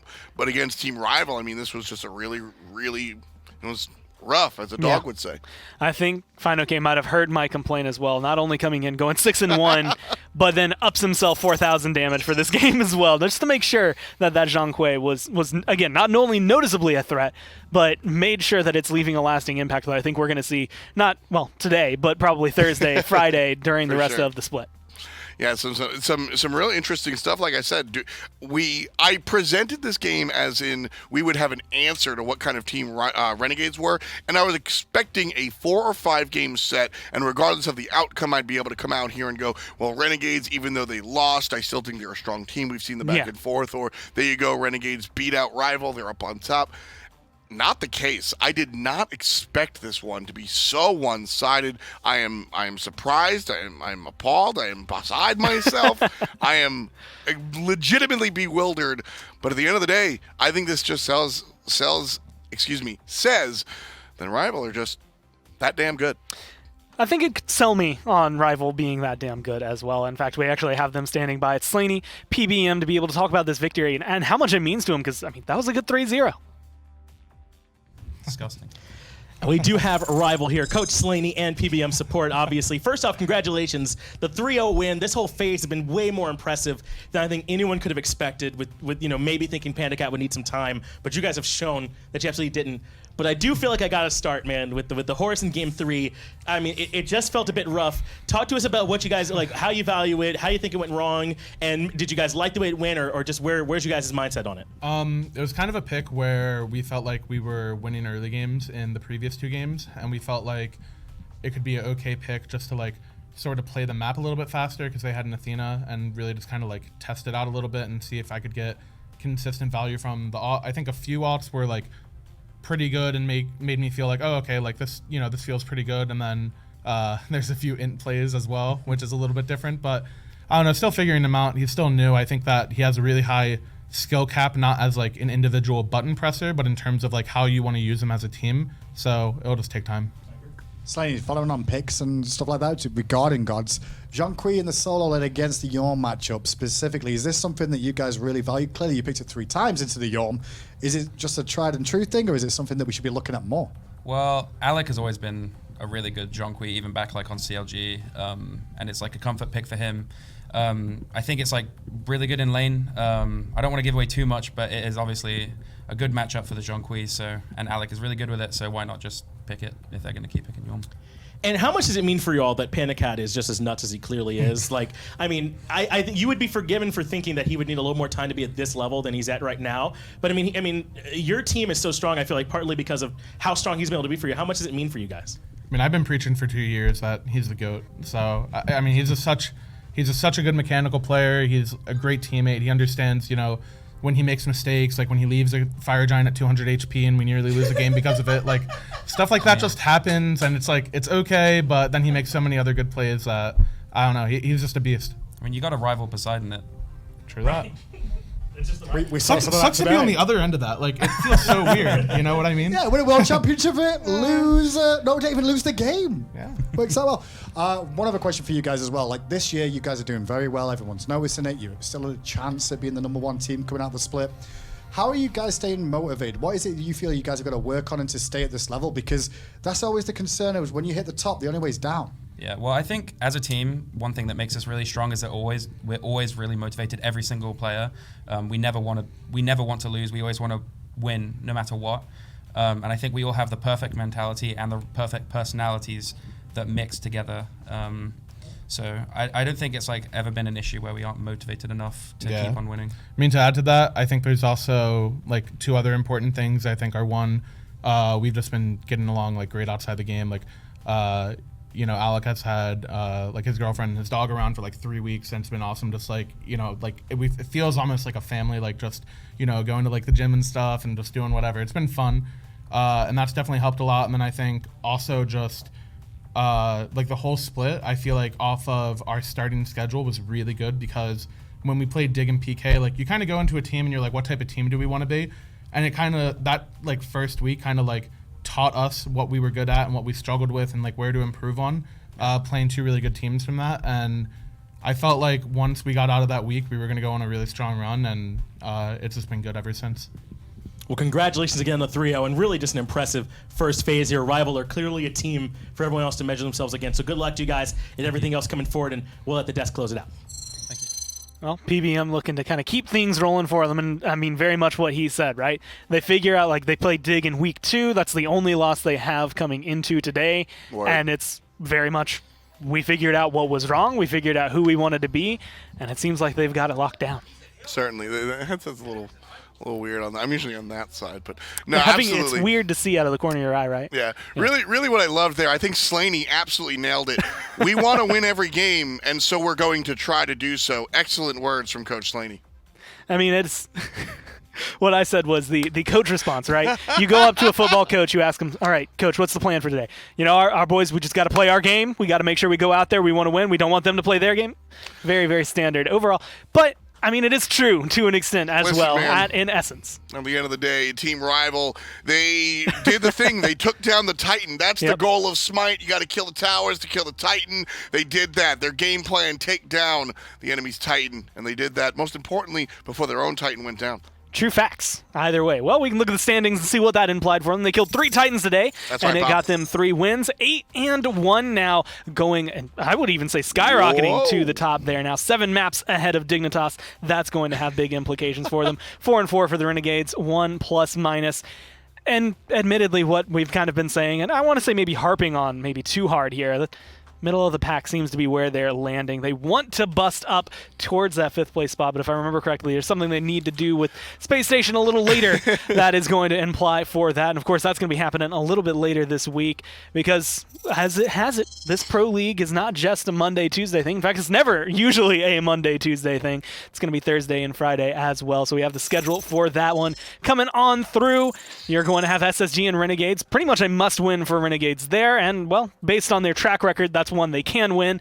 Knights Splice, that's going to be your Thursday. SK and SSG going in on Friday with Dignitas and E-United closing out the day there, closing out the split even. Oh, yeah. And it's going to be a pretty action-packed one, as then you take a little hiatus and go into MSI. Week 13, that's what we're getting out here. And chock full of nuts. Obviously, Renegades a little bit late to the party, so we're playing some of those makeup games. Yeah. But really, when we looked at the standings, man, that was wild.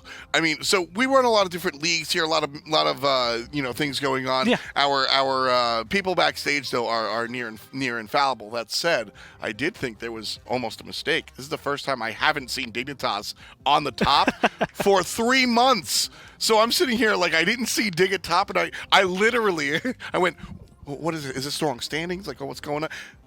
Oh no, Rival just like Dig just aren't number 1 anymore. We'll see if Dig how they do later on in the week, obviously. But real talk, I mean, I was just it's crazy to see Rival all the way up there. We knew how good this team was, but I think until I saw it on paper, it just eluded me. Great stuff out of Team Rival today, and what else can you ask for? Well, a lot of implications from them, and just shifting the standings, you see 3 great teams, 4 great teams even, at the top of the standings, going into MSI, going into split number 2, and of course going to High Res Expo, where all these teams are going to kind of culminate for their World Championship. The tickets are available now. If you want them, be there. You'll be there. I'll be there. Probably not doing SMITE, but you never really know with the way these things work. You never know. We'll see if we can get some musical guests. Do you want to spend a lot of time talking about what musical guests we should bring to HRX? Sure. I'm just kidding. I can think about it. I have this song in my head. I like the chorus, kind of like "Can You Feel Me?" I don't know. Maybe. No. if we need to get locked down with it. I'll be honest, I'm tired of hearing that song. I'll just say it outright. That song. It's a really good song until you've heard it 1,000 times, and then it starts to wear on you. Don't forget, I mean, all the weight screen music, we sit in the green room for a year long, an hour before each game, listening to that stuff. Yeah. So, well, hey, not only are your Hi-Res Expo tickets available, 4th of July is coming up, and with 4th of July becomes, well, the Independence Chest in Smite. You're going to be able to get yourself a Freedom Overload Poseidon. That's the one with the awesome eagle Kraken. So that's probably one of my... Freedom Overload is Freedom very Overload. apropos. It's the best name. And it has probably the best ult, which is saying something because, like, when Raw America came out, like, that felt like a step forward. This one was the true step forward. And that's not even the only one. You also have Touchdown Vamana. So if you want to get those skins now, they're awesome. It's actually really cool. Touchdown Vamana, Kelvin Benjamin, a real NFL player, came in and kind of did some of the voices. It's fun. He's just a Smite fan in general. He's a Vamana fan, so we were like, wanna be Vamana? And he said, yeah, right? You know, we slapped his number on there. The artist did a great job. It looks pretty sick, so always going to love that. Excited. MSI on the way. Yeah. It's going to be real interesting. You guys know it's the top 6 here and then some of the console and minor league teams as well. So I'm ready. I'm excited. 2 days down already in week 13, and we still got 2 more to go. Yeah. And still, my favorite part of the day, Gormizer. Was able to come through. Hell yeah, man. I was needed, and I happened to be sitting in production when it was like, hey, can you come do a desk? I was like, absolutely. I'll come sit out. When was your last Smite cast, Gormizer? I did a console broadcast with Finch sometime. I want to say it had to have been last year. It might have been this year, and it might have just because, like, Zhong was first pick, and that's how I gauge it. It was a very weird time for me to be able to come in because I was like, never have I ever seen Zhong picked, let alone first picked. And then he was banned in a couple games. I was like, I'm out of my depth at this point. But it was a fun one, and it's always fun coming back because I love the game. Always glad to have you. And again, for those that don't know, I mean, this is your original home. We did the Challenger Cup many years ago, like literally 5, 6, 7 years ago. But you still got it. Thank you so much for joining us, Yeah, bud. man. Well, thanks for having me here. Of course, that's going to do it for the show here. Tomorrow, guys, though, there is going to be Esports Weekly where there will be more of a breakdown of probably these 2 days, the last 2 days, and, of course, MSI when it's going to come up. A little hiatus between now and then, but with the way things are going, that's going to be your one-stop shop to see everything Smite Esports. Make sure you are there. But from myself, from Tom, from everyone here at Skillshot, thank you for watching. We'll see you next time.